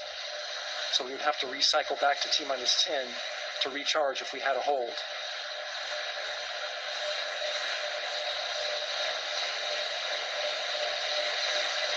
One minute. Right now, the rocket does not know what the T0 is, but coming up at T-minus 33 seconds, control shifts from the ground launch sequencer to the rocket's onboard autonomous launch sequencer, or ALS. The rocket will count itself down, but honor any holds that could come from the ground. Now, shortly after liftoff, Houston will take control of the rocket, and my colleague Gary Jordan will take over commentary. GLS is go for ALS. Great call out. The rocket is on its own. 4 brave explorers ready to ride the most powerful rocket NASA has ever launched. Sound suppression water is flowing. 15. And here we go. 10, 9, 8, 7. RS-25 engines lit. 4, 3, 2, 1. Booster ignition. And liftoff. The crew of Artemis 2 now bound for the moon. Humanity's next great voyage begins. Good roll pitch. Roger, roll pitch. Houston now controlling the flight of integrity on the Artemis 2 mission around the moon. Integrity, AMT high. AMT high. On time passing 30 seconds onto the lines. Integrity passes the ultimate beacon. Target milestone. Mission Control Houston seeing good performance on the 4 engines. Space Launch System core stage. Integrity 3 miles in altitude. Traveling more than 1,200 miles per hour.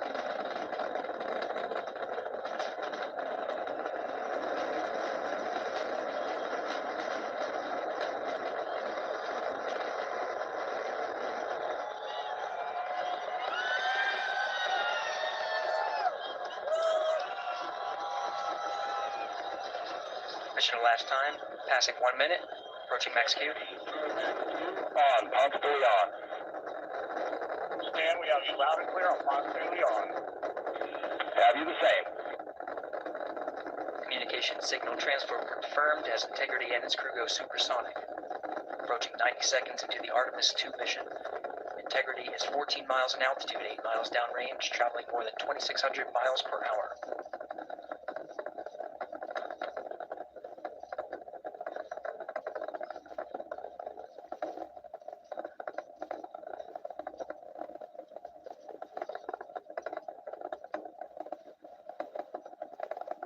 Minute 50 seconds of mission elapsed time, standing by for main engine throttle down to 85%, ahead of solid rocket booster separation, expected at the 2-minute 9-second mark. We see throttle down.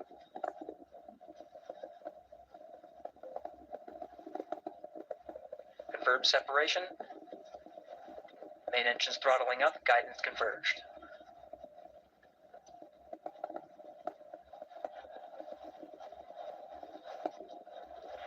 Integrity, guidance converged, performance nominal, upper stage RCS ready.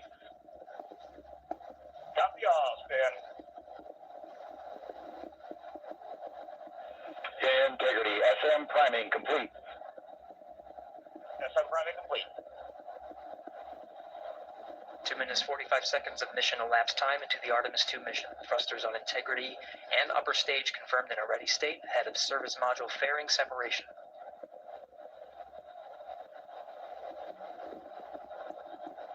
Three minutes into the flight. Integrity 49 miles in altitude, 78 miles downrange, now passing 5,000 miles per hour.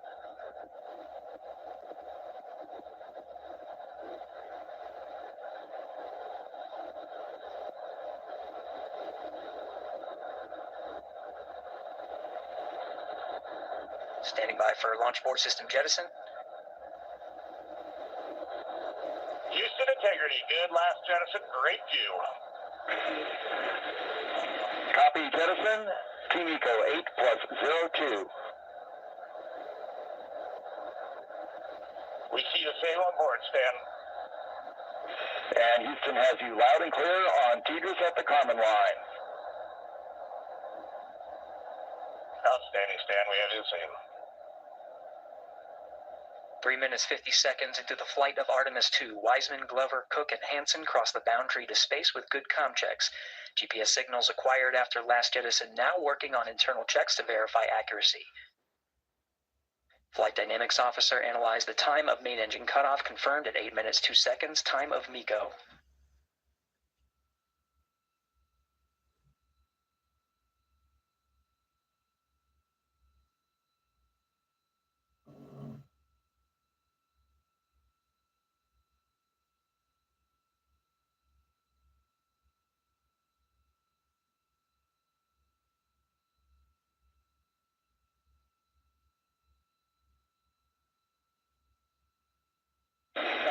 Integrity, GPS processing.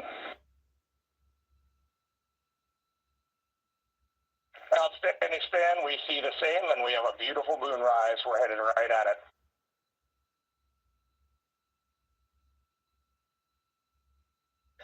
Approaching 5 minutes into the flight, Commander Reed Wiseman confirms he has visuals of his destination. GPS guidance, navigation, and control software finishes internal checks and sends to navigation channels. Integrity, 3 engine press. 3 engine press. On time, now passing 5 minutes 20 seconds of mission elapsed time into the Artemis 2 mission. At this point, 3 good main engines are all that's needed to carry integrity to a nominal main engine cutoff target. Though at this time, we're seeing 4 good engines here in Mission Control Houston. Integrity, 75 miles in altitude, 330 miles downrange, approaching 10,000 miles per hour.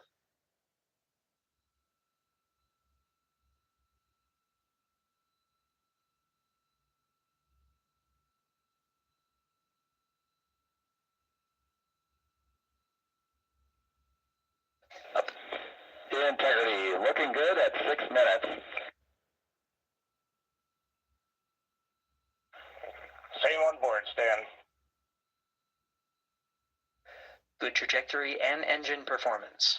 Booster officer will soon report the shutdown plan to Flight Director Judd Friedling, expected at the 7-minute mark. Integrity, 78 miles in altitude, 460 miles downrange.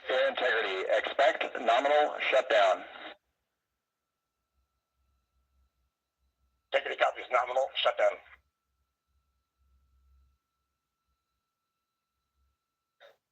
Six minutes 40 seconds of mission elapsed time. Shutdown plan is as expected. Again, the time of MECO was confirmed at 8 minutes 2 seconds into the flight.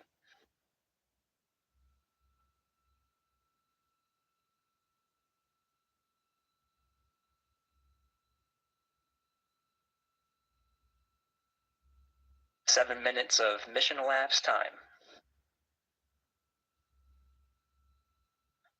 Throttling down as we approach the abort once around option. Milestone at the 7-minute 30-second mark. Now 84 miles in altitude, 650 miles downrange, traveling more than 15,000 miles per hour. Integrity, AOA open. AOA open.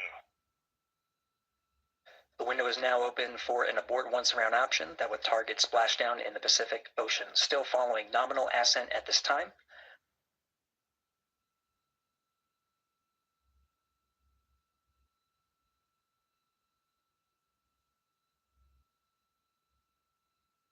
About 10 seconds remaining until the main engine cutoff of the Space Launch System core stage. Standing by for confirmation of MECO and core stage separation.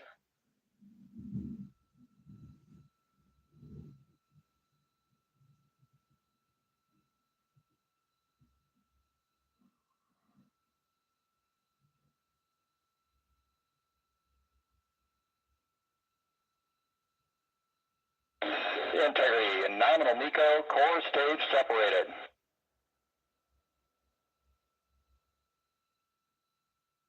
We see the same on board, Stan.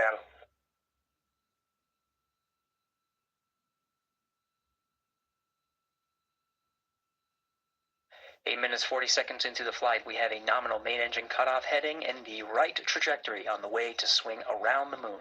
Core stage has separated, done its job. The Space Launch System upper stage, the interim cryogenic propulsion stage, or ICPS, still attached to the Orion spacecraft.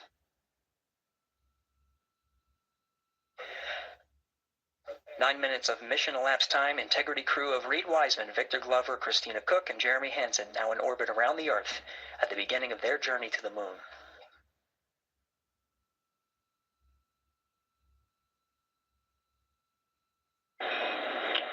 Integrity Houston, looking ahead to PRM numbers so far per the pad.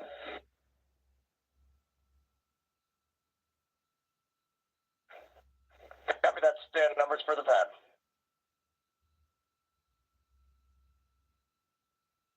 Capcom Stan Loves now reminding the crew that the perigee raise maneuver time of ignition is as expected prior to booster ignition.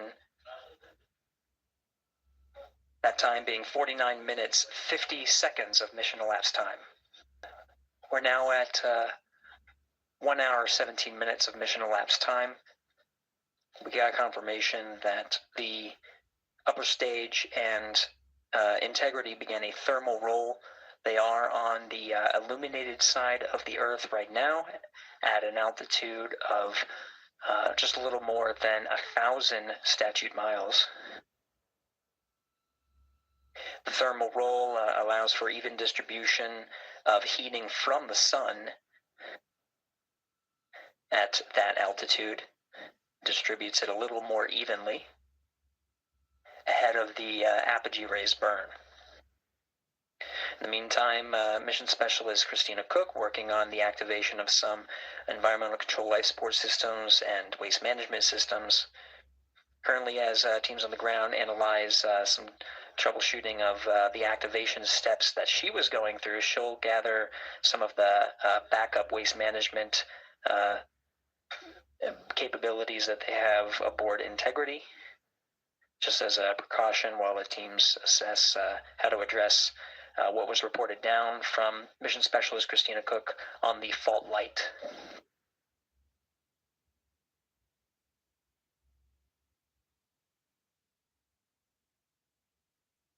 Supreme Court has delivered a monumental victory for the Constitution, the separation of powers, and the rule of law in striking down the excessive use of nationwide injunctions to interfere with the normal functioning of the executive branch. The Supreme Court has stopped the presidency itself. That's what they've done. And really, it's been an amazing period of time this last hour. There are people elated all over the country. I've seen such happiness and spirit. Sometimes you don't see that, but this case is very important. I was elected on a historic mandate, but in recent months, we've seen a handful of radical left judges effectively try to overrule the rightful powers of the president to stop the American people from getting the policies that they voted for in record numbers. It was a grave threat to democracy, frankly, and instead of merely ruling on the immediate cases before them, these judges have attempted to dictate the law for the entire nation. In practice, this meant that if any one of the nearly 700 federal judges disagreed with the policy of a duly elected president of the United States, he or she could block that policy from going into effect, or at least delay it for many years, tie it up in the court system. This was a colossal abuse of power which never occurred in American history prior to recent decades, and we've been hit with more nationwide injunctions than were issued in the entire 20th century together. Think of it, more than the entire 20th century, me.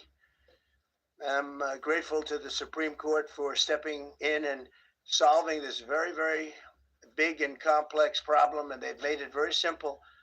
I want to thank Justice Barrett, who wrote the opinion brilliantly, as well as Chief Justice Roberts, and Justices Alito, Gorsuch, Kavanaugh, and Thomas. Great people. Thanks for this decision, and thanks to this decision, we can now promptly file to proceed with numerous policies that have been wrongly enjoined on a nationwide basis. And some of the cases we're talking about would be ending birthright citizenship, which now comes to the fore. That was meant for the babies of slaves. It wasn't meant for people trying to scam the system and come into the country on a vacation. This was, in fact, it was the same date, the exact same date, the end of the Civil War. It was meant for the babies of slaves, and it's so clean and so obvious.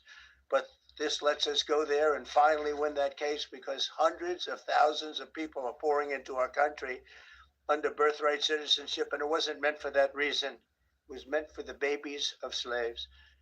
So thanks to this decision, we can now promptly file to proceed with these numerous policies, and those that have been wrongly enjoined on a nationwide basis, including birthright citizenship, ending sanctuary city funding, suspending refugee resettlement, freezing unnecessary funding, stopping federal taxpayers from paying for transgender surgeries, and numerous other priorities of the American people.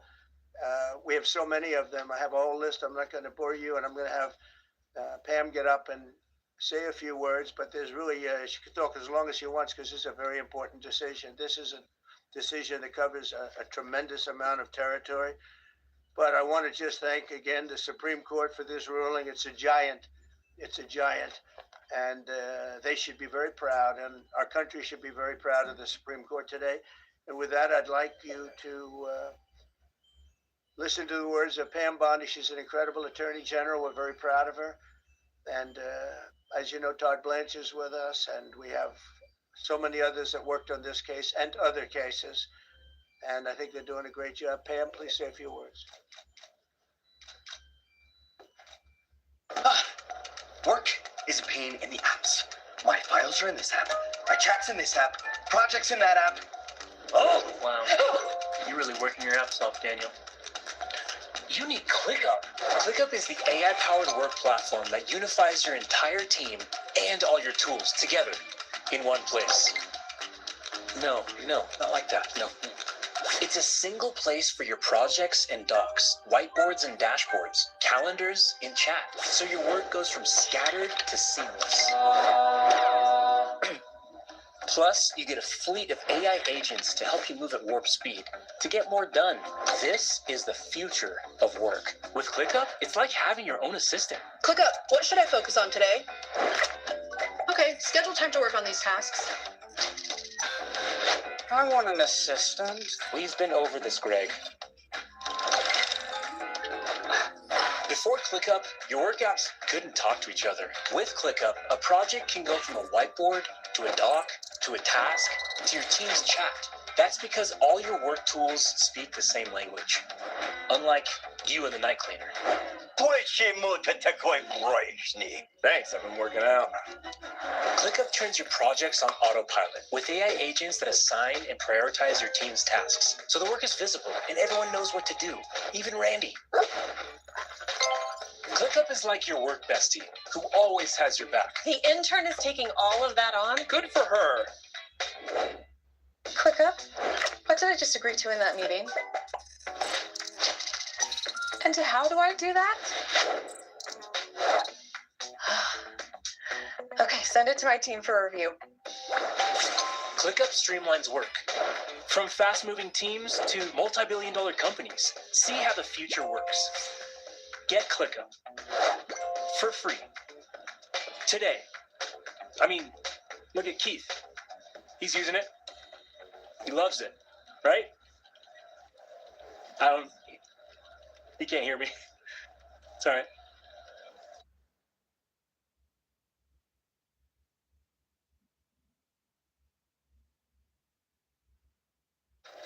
Hey, wait. I need you to show me how to convert a Word doc to a PDF again. Seriously? You know, it'd be faster if I used Scribe to show you how to do it. Just sent you a step-by-step guide. Whoa! How'd you make this? I just downloaded Scribe, clicked Start, went through the steps, and Scribe automatically generated a step-by-step guide with screenshots and written instructions. Okay, I guess we should start using Scribe for everything. Agreed. Try Scribe for your step-by-step guides and work smarter, not later.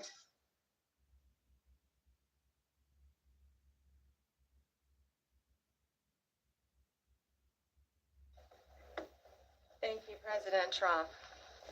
Thank you for fighting for all Americans. Americans are finally getting what they voted for. No longer will we have rogue judges striking down President Trump's policies across the entire nation. No longer. Today, in the 6-3 opinion, Justice Barrett correctly holds that the district court lacks authority to enter nationwide or universal injunctions.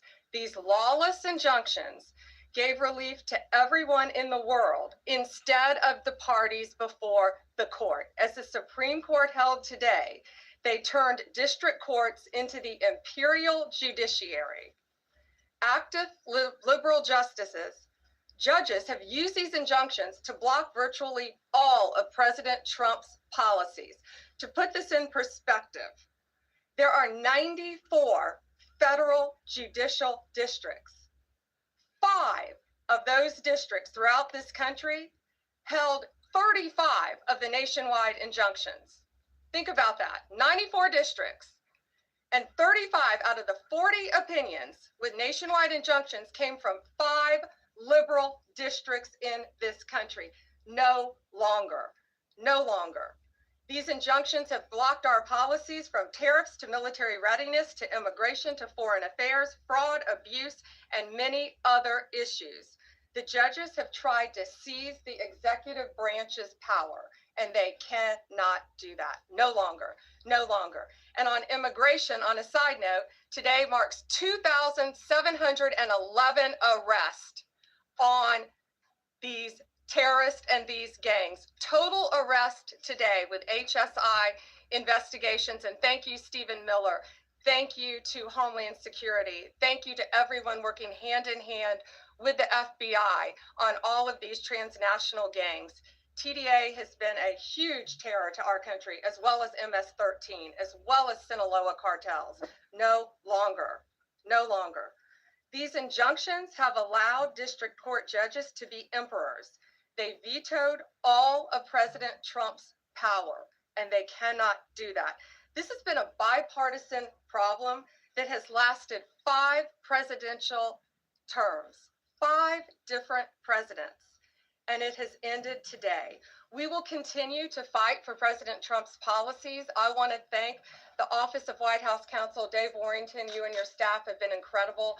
Our Solicitor General's office, John Sowers, Sarah Harris, and Todd Blanche and Emil Bovey. Todd's going to say a few words because we've had another major ruling today on transgender books and some other great wins that we've had. But no longer will they have this power in our country. It is the president's authority under his executive branch to do everything to fight for the American people, and he will continue to do that. That's why he was overwhelmingly elected.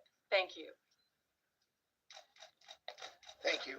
Today's a great day for the rule of law. It's a great day for the Justice Department, and it's one that's been a long time coming, and one that every American should have been waiting for with bated breath. And so I echo what the president said and Attorney General Bondi, that the Supreme Court did a great thing today, not only for this administration, but for every American in this country. If not for the injunctions case, we would be here talking about another great decision that came down today, the trans books case, which restores parents' rights to decide their child's education. Seems like a basic idea, but it took the Supreme Court to set the record straight, and we thank them for that.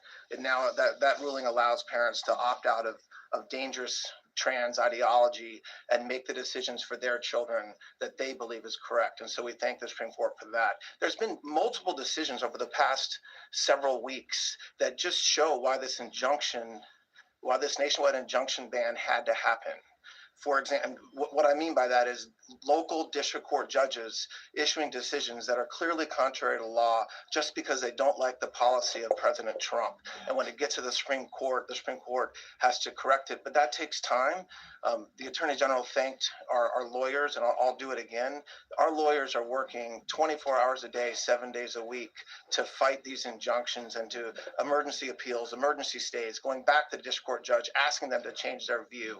And so their hard work is really paying off today, but over the past few weeks. We had a stay of an order that prevented DHS from moving aliens to a third country.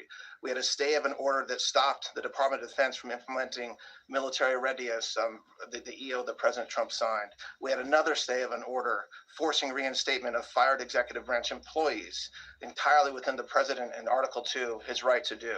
We had a stay of, as you all know, of numerous DOJ cases. And again, every one of those stays requires a tremendous amount of work and effort by the lawyers and parties involved. And they should be doing other work. They should be doing the work that the president and this administration demands and has a right to demand, and not fighting these local judges who don't make decisions based on the law. They make decisions because they just simply don't agree with the administration's decision about a policy, and that's wrong. Thank you.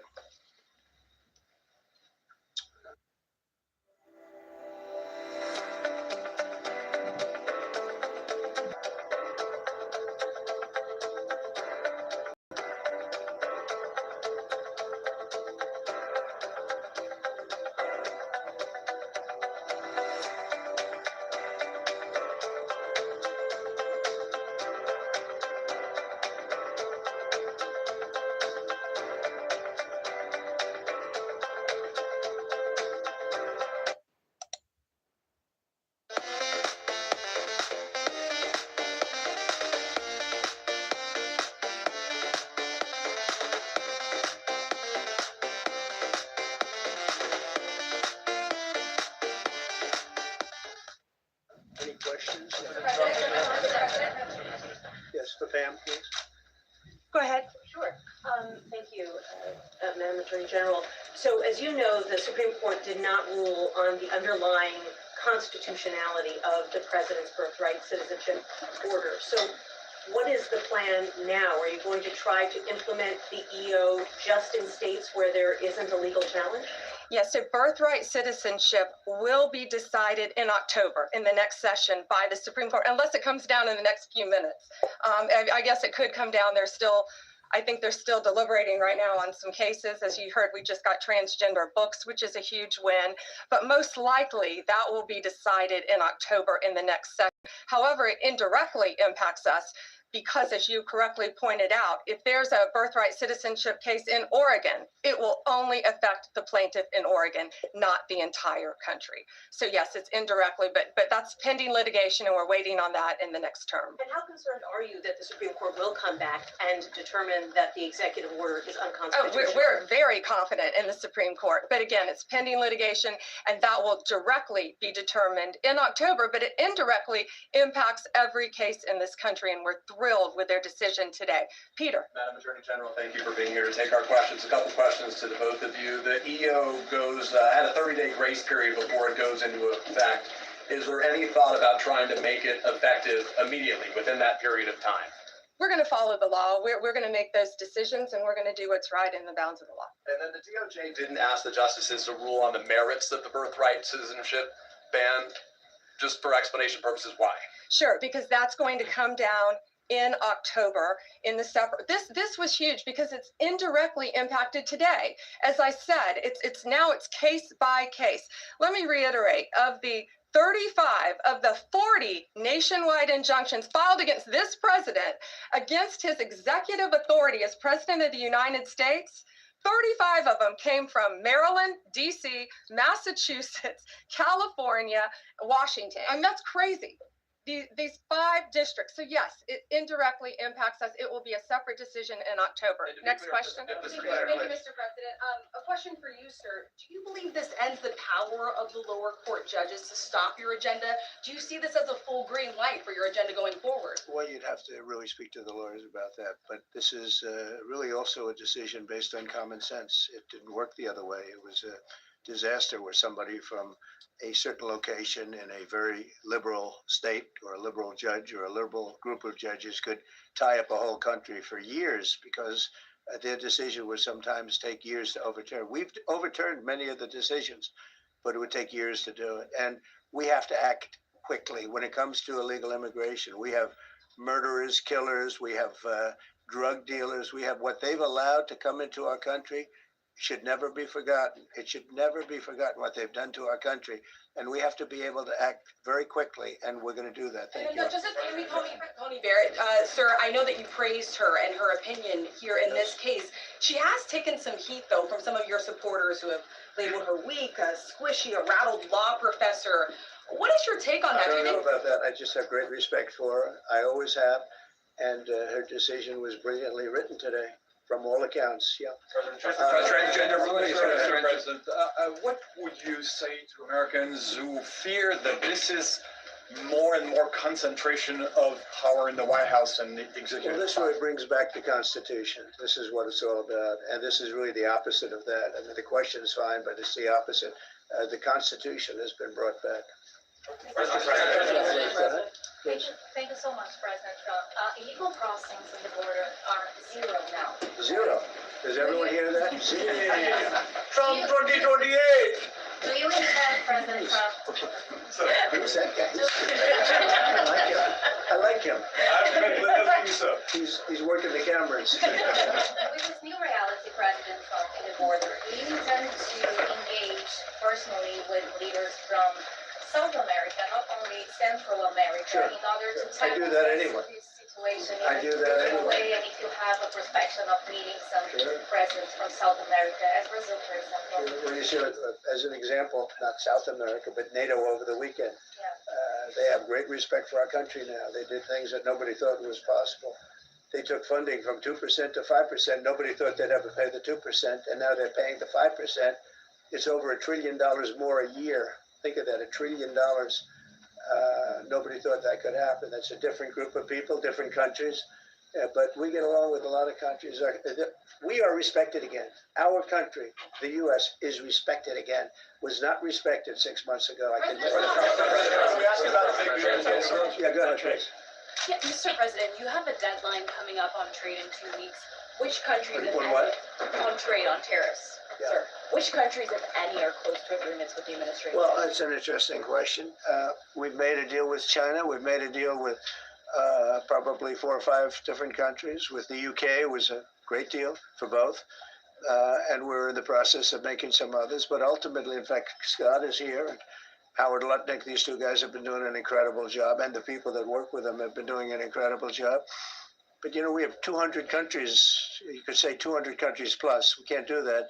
So at a certain point over the next week and a half or so, or maybe before, we're going to send out a letter. We talked to many of the countries, and we're just going to tell them what they have to pay to do business in the United States. And it's going to go very quickly.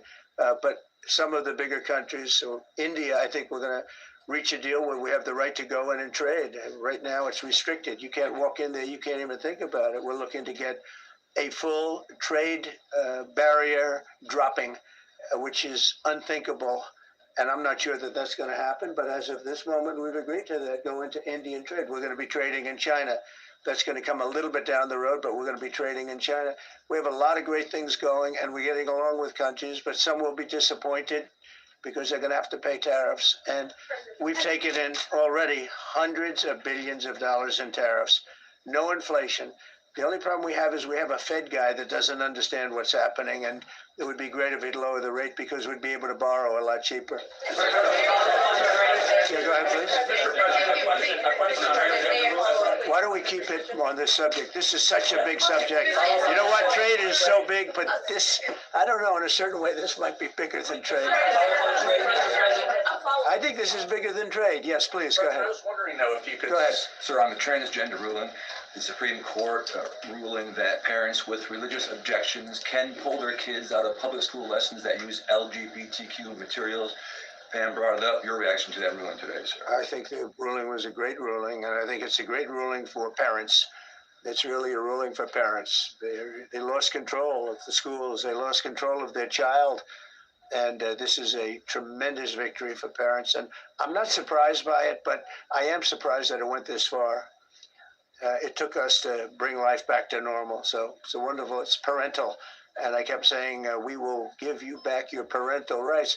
They were taken away, and this is a tremendous victory for parents. Yeah. Mr. President, if you look at back at the last week, it's been extraordinary in terms of the action in the Middle East. You were at The Hague. I'm wondering hell of a week, hasn't it? I'm wondering now if you believe that Iran... I'm wondering now, sir, if you believe that Iran has given up its long history of ambitions with nuclear weapons, or what you would like to see from them to prove that they do, and what type of meetings is your administration looking for next week with Iran? So Iran wants to meet. As you know, their sites were obliterated. They're very evil nuclear sites. They were, now has been proven. We had some fake news for a little while. The same people that covered the Hunter Biden laptop was from Russia. The same people that did 3 or 4 other Russia hoax. But on their No, wait, just listen. They came up with something that delayed the credit that our great pilots and these great what talent that was, and they hit it right down in the spot, 52,000 feet. Think of this dark, no moon, you couldn't see a thing, and they hit the refrigerator door, as they say. That's the size of a target, and overwhelmingly, and it's amazing what was done. We're the only ones that could have done it, and we took out the other 2 of the other sites also. In addition to that, we finished them off. That was a very evil intention. I believe that, and again, time will tell, but I don't believe that they're going to go back into nuclear anytime soon. They spent over $1 trillion on nuclear, and they never got it together. And nothing was moved from the site, by the way. To do that is very dangerous. It's very, very heavy material. Those cars were most likely the cars of masons because they were pouring concrete at the top, at the hatch, as you know, the hatch going into the nuclear site. They wanted to reinforce it, and they had some masons there pouring concrete. By the way, that concrete was obliterated. It hit exactly at the concrete. It was, I don't think it had a chance to dry, but everything's down there. It's under millions of tons of rock. Please. Yes. Your administration has said that El Salvador is one of the safest countries in the hemisphere. So why haven't you yet canceled temporary protected status for that country? Was it part of the deal? Well, we'll take a look. We've had a great relationship with El Salvador. They have a fantastic leader. They built a massive prison system. And I don't know exactly why, but it's a hell of a system. And we bring people there, and when they go there, they don't get out. And frankly, when they hear they have to go there, they become very nice people. They become very nice people. It's a tough system, but it's a brilliant system. And it's a system done by a very, very good leader. We'll talk about El Salvador. A lot of respect. Yeah, please. Thank you. A question for you and then a question for the Attorney General. As you go into negotiations and talks with Iran, are you demanding not only that there would be no uranium production inside of Iran, but also that Iran would turn over all existing stockpiles of uranium? Well, you know, we're a little early for that, but something like that, yeah, we'll do something like that. Let me say that I've been saying for 25 years, even as a civilian, you cannot let them have a nuclear weapon. And that's what happened. It's been obliterated. It would be years before they could ever get going. And I really think it's probably the last thing. They have to recover from a hell of a tough war. Would you also be demanding that the IAEA have full rights to inspect in Iran? Or somebody, yeah, or somebody that we respect, including ourselves. And a question for both the President and the Attorney General. Under birthright citizenship, if this is implemented, who would be tasked with actually vetting citizenship? And how, like, would this be a situation where you have nurses and doctors checking for citizenship of parents, or? This is all pending litigation. It's going to be decided in October by the Supreme Court, and we'll discuss that after the litigation. If you have an undocumented baby, would that baby then be an enforcement priority? The violent criminals in our country are the priority now. Let me put it in perspective. Today marked the 2,711th arrest in our country of TDA members, just TDA. Everyone in this room agrees they are one of the most violent criminal organizations in the world. And the Biden administration let them walk into our country for the last 4 years. 2,711 of them today have been arrested in our country. That is the priority of Donald Trump. That is the priority of this country, of Homeland Security, of all of our lawyers, of FBI. That's the priority. That will be discussed in October when the Supreme Court hopefully rules in our favor, and we're very confident of that. But you should all feel safer now that President Trump can deport all of these gangs, and not one district court judge can think they're an emperor over this administration and his executive powers, and why the people of the United States elected him.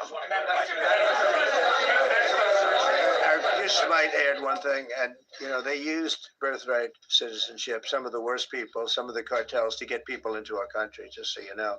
And again, I say, if you look at the end of the Civil War, the 1800s, it was a very turbulent time. If you take the end day, was it 1869 or whatever?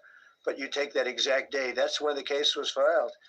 And the case ended shortly thereafter. This has to do with the babies of slaves, very, very obviously. And I think we're going to win. People I don't think they went about discussing it right. I came along and we looked and we said, wait a minute, this is wrong. We've been looking at birthright citizenship wrong for years, but they've used it. The cartels have used birthright citizenship to get very bad people in, and what Pam's doing and what Todd and everybody else, what they're doing at DOJ and all over, FBI, ICE, Border Patrol, these are incredible people.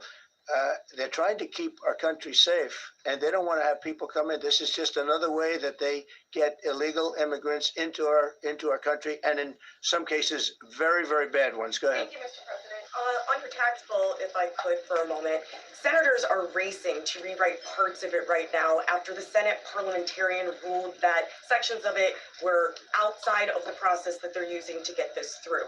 Do you think that senators should respect the decisions of the parliamentarian? And what have you personally done in the last 48 hours to try and get Republican senators who are against the bill to a yes?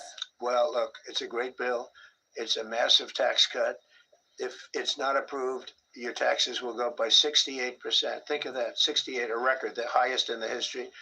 The Democrats won't approve it only because politically it's so good for the Republicans. The Democrats aren't approving it. But think of what they're not approving. They're not approving border security. We've done a great job at the border, but we have to add some wall. We have to do various things. We have no money for that. We have no money for the border. We have no money for so many things. But if the Democrats, it'd be interesting to see if we get any Democrat votes. We should. If I were a Democrat, I would absolutely, maybe Fetterman, because he seems to be the most sensible one lately. If I were a Democrat, I would vote for this bill all day long because it's tax cuts and so many other things that are common sense. They're basic things. I think they're doing fine. The parliamentarian's been a little difficult. And I would say that I disagree with the parliamentarian on some things, and on other ways he's been fine. But we'll have to see. It's a big issue. I will tell you this: if that bill doesn't pass, the country will get a 68% tax increase. So think of this: you're a Democrat and you vote against it. That means you're voting in favor, because essentially you're voting in favor of the largest tax hike in the history of our country.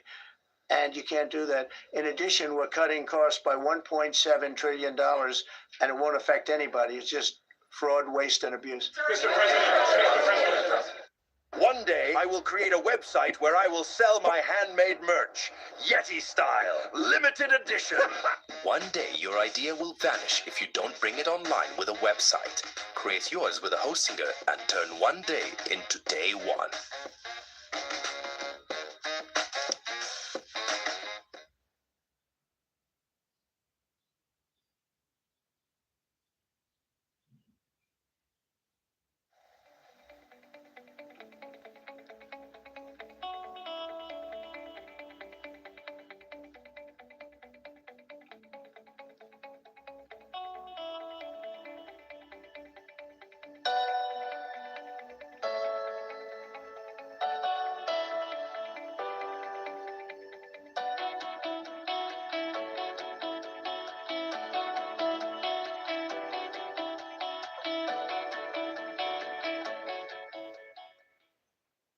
President, Mr. President, a leading global economist just did a 180 and says your tariff plan, you may have outsmarted everybody with it. What is your message?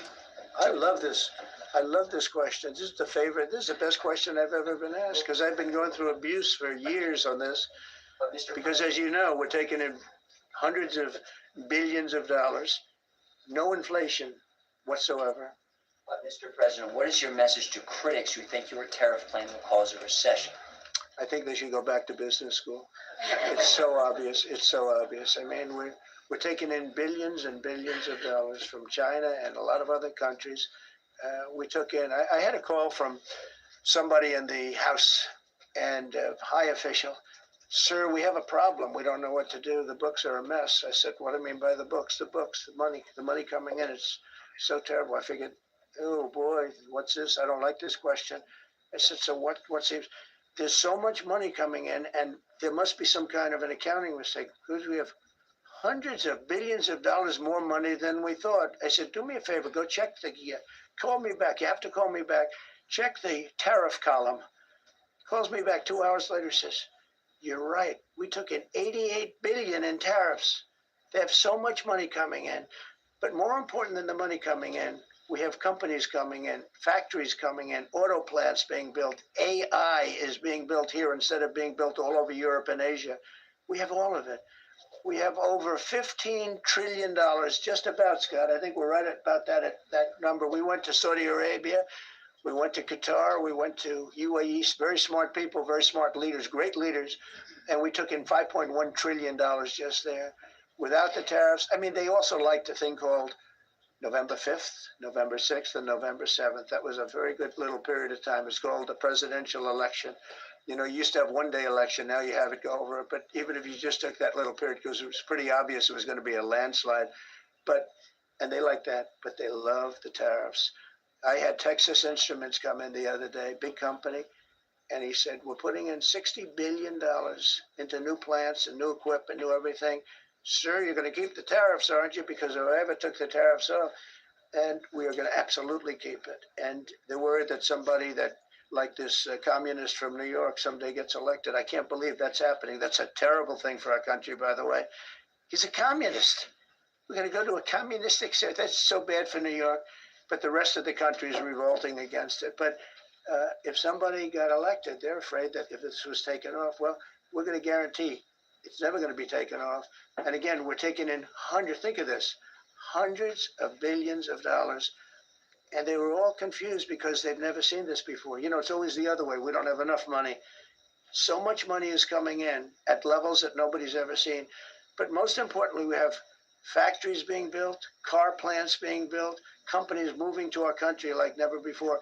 If you look at 15 trillion, and that's only in a few months, you know, I haven't been here that long. Presidents, like the last one, was a disaster.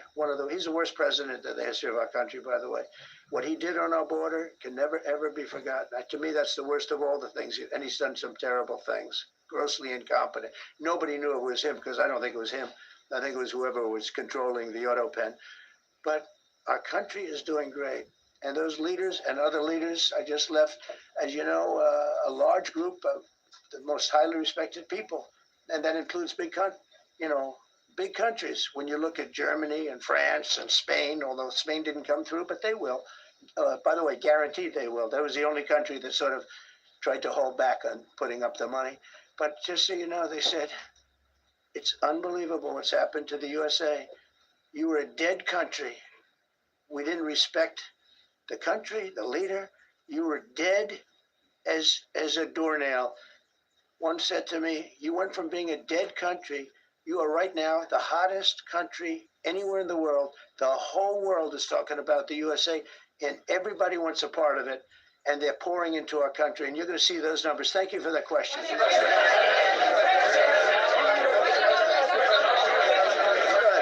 go ahead. Thank you, Mr. President. I have a question about trade. Secretary Bessent has said that he hopes tariff deals with major partners will be done by Labor Day.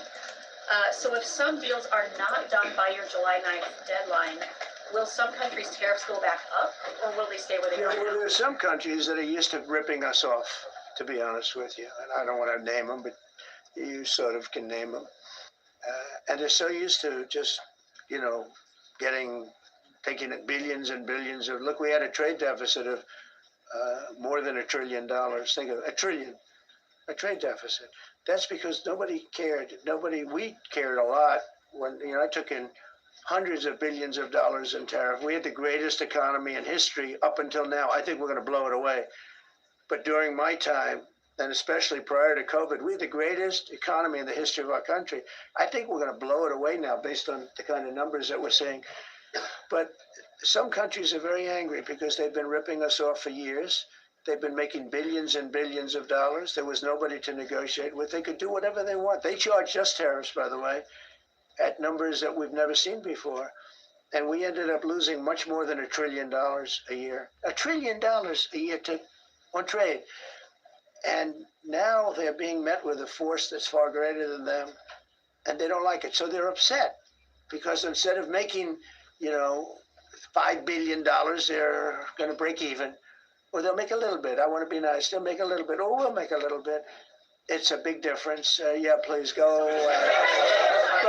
Red dress. On the 2020 election, is there any more information on the special prosecutor? So many Americans still have questions about the 2020 election. And speaking of rogue judges, would you consider appointing somebody at DOJ maybe to investigate the judges that allowed for the political persecution of you, your family, and your supporters during the Biden administration? I love you. Who are you? I'm Kyra from Lindell TV. Well, that's just a very nice question. And it's not a setup. I have no idea who you are, but I appreciate that question.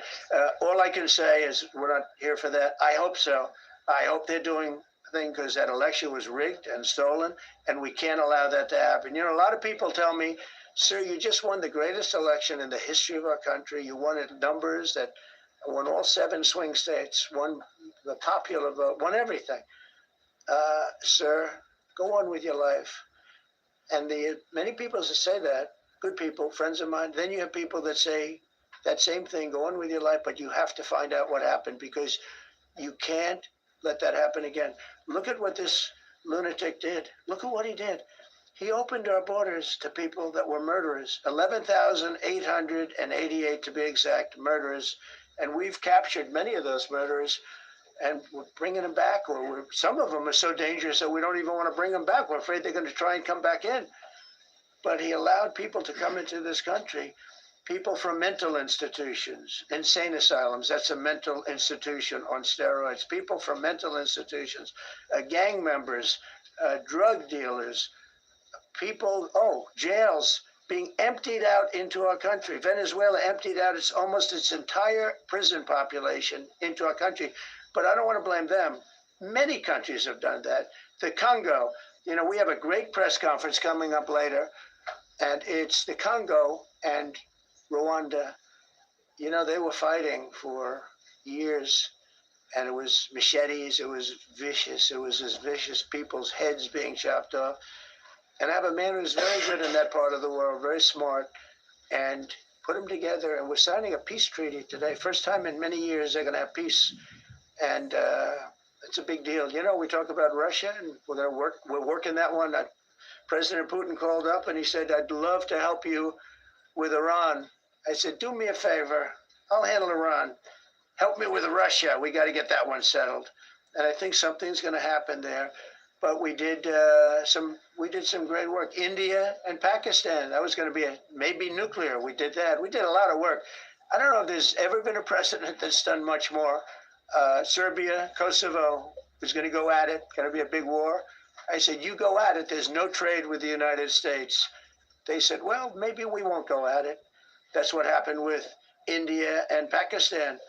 I was negotiating with both of them, and I said to Scott, I said to Howard, cancel all deals with India and Pakistan. They're not trading with us because they're in a war. They called back, what do we do? I said, look, you want to have trade with the United States, it's great. But you want to go and start using nuclear weapons on each other? We're not going to allow that. And they both agreed. Both have great leaders. They both agreed not to do it. So we did a lot, but I appreciate that question.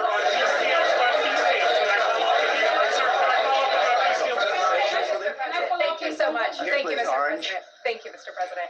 I was just speaking with Senator Ron Johnson on the One Big Beautiful Bill, and he says he really wants to get to yes for you and get this accomplished. He does. He's a good man. But he also said that he needs more time, and he is not certain that the July 4th deadline is possible. Well, then he's not such a good man. Because there's too much work to do. He's a good man. Ron Johnson's doing a good job. He's very committed. Every Republican senator is committed. And, you know, you could have a couple of grandstanders, in all fairness. You could have somebody else. And it's very dangerous because our country would go from being the most successful country in the world to who knows what happens with a 68%, think of it, 68% tax increase.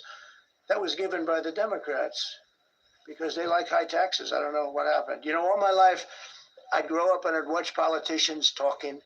I'd say, oh, that's fun. And they were always saying, we will cut your taxes. We will cut your tax. I never heard it. They say, we will raise your taxes. And they elect people like this guy in New York that maybe has a chance. I find it hard to believe, but he maybe has a chance. They want to raise your taxes. So they want to see a 68% tax increase. That's more money than anybody could afford. You'd go into a depression if that ever happened. So I think there's a lot of pressure to get that approved. How important is the July 4th deadline to you? It's important. It's not the end all. We can go longer, but we'd like to get it done by that time, if possible. And look, we have a lot of very committed people, and they feel very strongly about a subjects that you're not even thinking about that are important to Republicans. The problem we have is that it's a great bill. It's a popular bill, but we'll get no Democrats only because they don't want to vote for Trump. If that bill was their bill, oh, they would be so happy. It's so great for our military. It's great for everything. And they would normally vote, but because their hatred of Trump, they have Trump derangement syndrome at levels never seen before. And instead of voting for a tax cut, they're voting for a tax increase of 68%. They're voting to destroy Social Security, destroy Medicare, and destroy Medicaid. And we're voting to make them perfect and to make them better, make them stronger and better. They're going to destroy Medicaid, and they're going to destroy Medicare, and Social Security will follow. If you vote for the Democrats, you're dead on those three things. Thank you, Mr. President. On a related subject, many Democrats have said that they are not going to support crypto bills in Congress only because of you and your family's personal crypto ventures. And these votes are in some cases needed to pass. Are you open to the idea of pulling away from your personal crypto ventures just for the next few years if that helps get these crypto bills passed in the next few months? Well, it's a very funny thing, crypto. So I became a fan of crypto, and to me, it's an industry. I view it as an industry, and I'm president. And if we didn't have it, China would, or somebody else would, but most likely China. China would love to. And we've dominated that industry. It's a big industry, by the way. In fact, when the stock market went down recently, crypto and Bitcoin and all of that went down much less than anybody else as a group. And we've created a very powerful industry, and that's much more important than anything that we invest in. We invest in it, but really that was an industry that wasn't doing particularly well. I got involved with it a couple of years ago, and before the second term, I got involved before I decided to run. I only decided to run because I saw what was happening, and Biden was incompetent, and the administration was crooked and incompetent. And I was in Bitcoin then, not knowing if I was going to do it a third time. So it's become amazing. I mean, it's the jobs that it produces. And I notice more and more you pay in Bitcoin. I mean, people are saying it takes a lot of pressure off the dollar. And it's a great thing for our country. So I don't care about investing. You know, I have kids, and they invest in different things. They do believe in it. But I'm president, and what I did do there is build an industry that's very important. And you know, if we didn't have it, China would. Okay. Sir, Mr. President. With the glasses, gentlemen, go ahead, please. Go ahead. Thank you, Mr. President. So, are you going to cut funds in the sanctuary states, like for instance California, that keep supporting illegal immigration, and then these people work under Yeah, we're giving them a hard time. And also, foreign policy question. I mean, they don't have a governor in California. They have a man that wants to give away everything to people that nobody's seen before. If we didn't go into Los Angeles with the military, which did a fantastic job, but if we didn't go into Los Angeles bringing in the National Guard, I would have brought the military if it was necessary, because you have to. We have the right to. That was another thing upheld by the Supreme Court. But if we didn't go in with the National Guard and be strong and tough, you wouldn't maybe have Los Angeles. It would be like the rest of California, the rest of Los Angeles. They lost 25,000 houses in a fire. They should have lost none. You know, I sent the water down. I had to break into their water supply because they just refused to do it. They're crazy. There's something wrong with them. They have plenty of water. They don't have droughts or anything. They have we let it come down from the Pacific Northwest. They routed all the water out into the Pacific Ocean for environmental reasons, okay? And now you have 25,000 houses, none of which would have burned down if you had the water. They didn't have water. They didn't have water for the fire pumps. They didn't have water in the sprinkler systems that people put in. So the answer is we're going to work with governors. We're going to work with radical left Democrats and Democrats, and we're going to make it good for everybody. We'll have to stop the crime in those, or in the case of the cities, I think I can say just about all cities with heavy crime are run by Democrats. Go ahead. Yeah, with the glasses. I'm with you. Go ahead, yes. Yeah, no, the man behind you, yeah, please. President Trump, Anthony Mashak from Anthony, Lebanon. I want to ask you regarding the threats posed by Iran's allies and proxies operating in the U.S. They were threatening your life. So what do you say about that? And regarding the Lebanon, because Hezbollah is as well part of Iran's allies, is there any time frame in Lebanon regarding disarming Hezbollah in Lebanon? Yeah. Lebanon is a great place with brilliant people. You know, it was known for the professors and doctors and had an incredible history. And hopefully we can bring it back again. I just appointed a friend of mine who's Lebanese, and I didn't know he was Lebanese. I've known him for 20 years, very, very successful man. And I just appointed him. And I said, why would you want that? He said, because I was born there, I was raised there, I love it. I love it so much. I said, you know, it's very dangerous going to Lebanon as ambassador. And he said, that's what they say, but I don't care about danger. I mean, this is a guy that is just a very big business guy. He wants to give up his whole life to go to Lebanon because he believes in it so much. We're with Lebanon all the way. We'll try and straighten it out. Threaten my life, yeah, they have threatened. I get that throbbing feeling every once in a while. Get that throbbing feeling, but you know what? That's okay. This is a dangerous business. What I do is a dangerous business. You know, I tell the story of the car companies and different people in different professions you have. Race car drivers, as an example, 1/10 of 1% die. Bull riders, 1/10 of 1%. That's not a lot, but it's people die. When you're president, it's about 5%. If somebody would have told me that, maybe I wouldn't have run. Okay? This is a very dangerous profession. Yeah, by the way, so many questions. Should we keep this going, Pam? This is the opposite of Biden. Biden would take a half a question and he'd leave without answering it. Go ahead. On Iran. You tell me when it gets boring. If Iran. Are you from Iran? No, I'm not from Iran. I'm from the UK. But if the intelligence reports conclude that Iran can enrich uranium to a level that concerns you, would you consider bombing the country again? Without question, absolutely. And have you had any It has to be unbelievable. But, you know, our incredible flyers and I call them the shots. These guys are unbelievable. Think from 52,000 feet, they hit the equivalent of a refrigerator door. They actually hit it right in the center, so it's much smaller than that. And just bomb after bomb going deeper, deeper, blowing up. Incredible, incredible thing. I don't know if you heard the general. He was very impressive. Raisin Cane. You know, he's the one that beat ISIS for me. And he did it in a matter of weeks. And I was told it was going to take 4 or 5 years. And when I got this job, I always said, if I get this job, I'm going to put that guy as the head of the Joint Chiefs of Staff. And Dan Kane, and he, when I heard his name was Raisin, his nickname is Raisin Cane. I said, you got to be kidding. So I liked him right from the beginning. But he knocked out ISIS in a time that nobody ever thought possible. And when this attack was completed and so successful, I said, now I know how you knocked out ISIS so quickly. But we have the best people. We have the best equipment in the world. You know, I rebuilt the military during my 4 years, during my other term. We have the best equipment in the world. The problem is we gave away, a lot of it, but small, relatively speaking. We gave a lot of it away to Afghanistan. Shouldn't have happened. That just shows how incompetent they were. They gave all that equipment away, billions and billions of dollars worth. Shouldn't have happened, but that was small compared to what we have. Now we have a great military with great people. Okay. Mr. President, congratulations. A couple of very different questions. One is Rwanda, 1994. As you grew up in New York, we all knew how horrific those attacks were.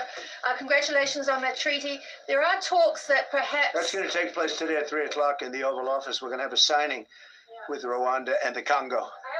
So I'm a little out of my league in that one because I didn't know too much about it. I knew one thing. They were going at it for many years and with machetes. It is one of the worst wars that anyone's ever seen.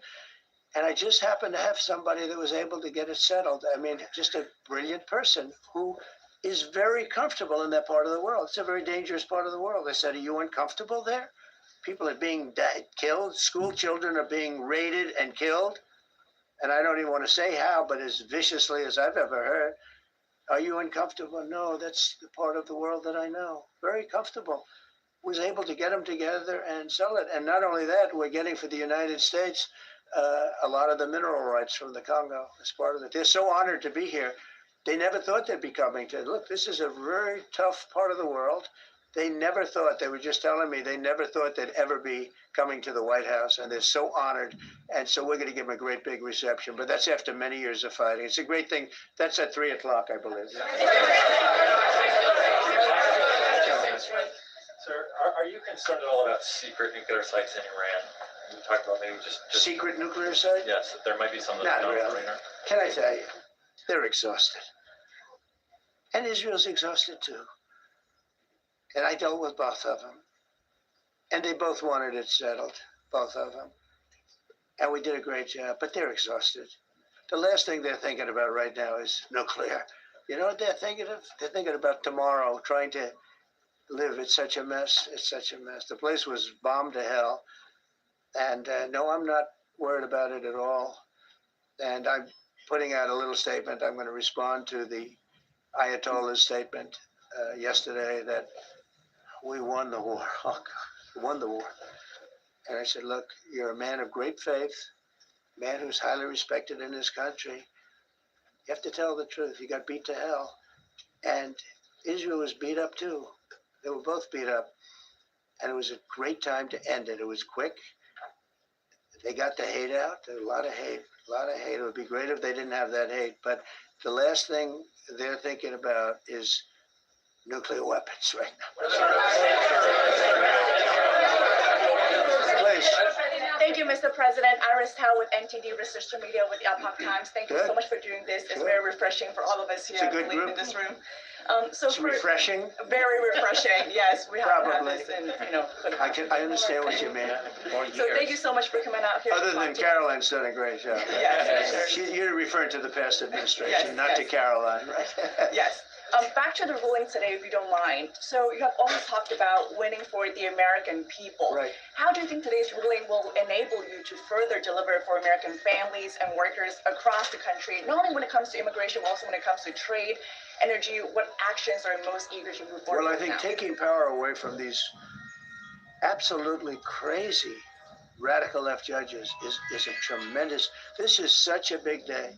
This is such a big day. It's like it's sort of sad because we're doing the signing at 3 o'clock, and this may very well dominate the signing of a big war that was going on and really affecting the continent of think of it, the entire continent of Africa was being affected. We're settling that war today, and this will probably be a headline. But this is a very big moment, and it gives power back to people that should have it, including Congress, including the presidency.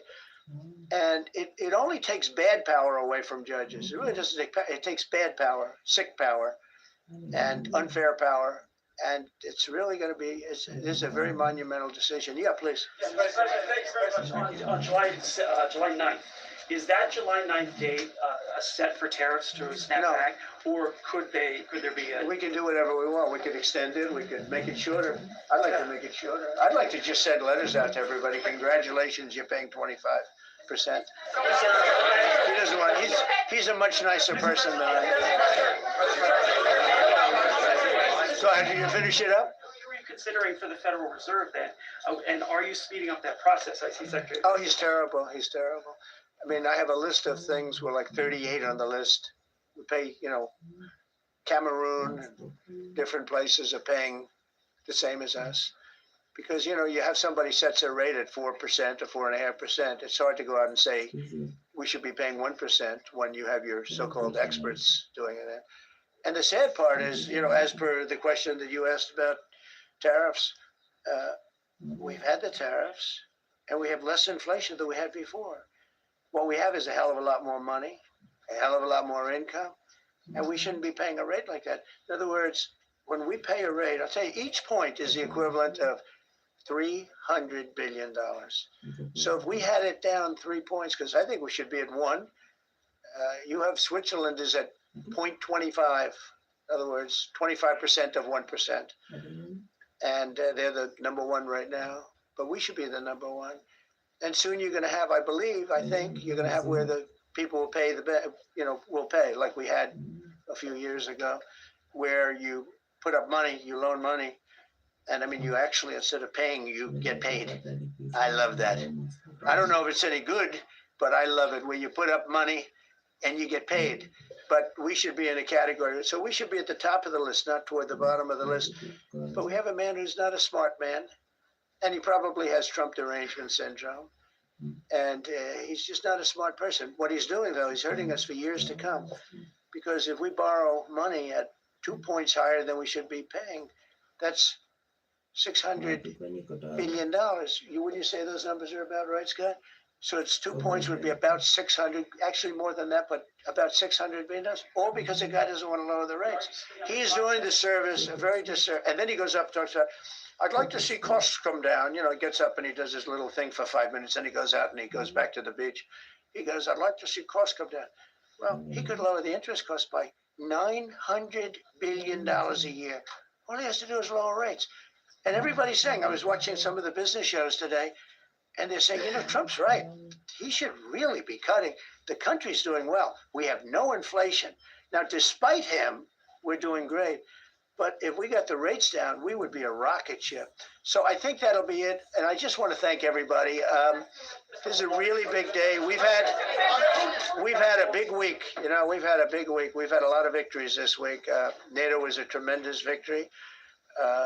The war was a tremendous. Look, we were talking about this for 30 years, about Iran being nuclear. And all I said is it will not be nuclear, and it's not going to be nuclear. And, I want to give credit to a lot of people, most importantly to our great military. Boy, they put out that fire. Once that happened, once those bombs got dropped, that war was over.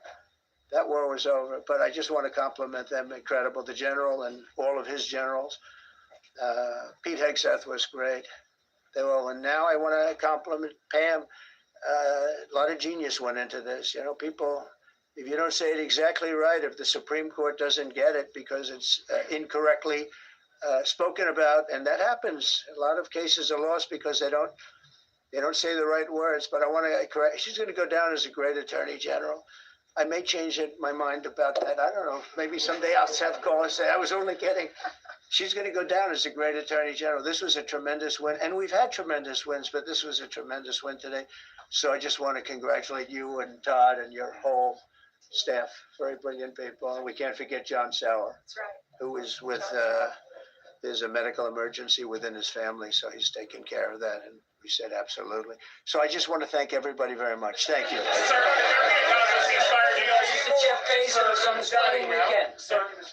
My work is easy because I use ClickUp. Here's how I keep track of all my tasks. I start by brain dumping everything I need to get done in a list view. Next, I set a priority and a due date to keep things on track. I create custom statuses to organize my progress exactly how I want it.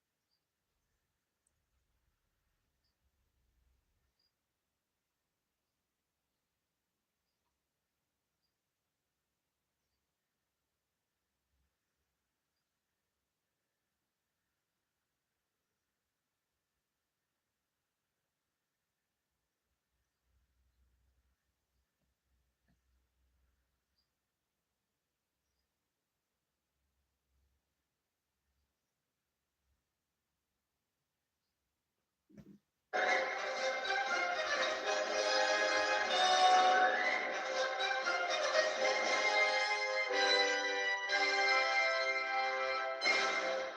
to Meet the Press Now. I'm Kristen Welker in Washington, where the Trump administration is heading into a high-stakes diplomatic test with Vice President J.D. Vance on his way to Pakistan right now for peace talks with Iran.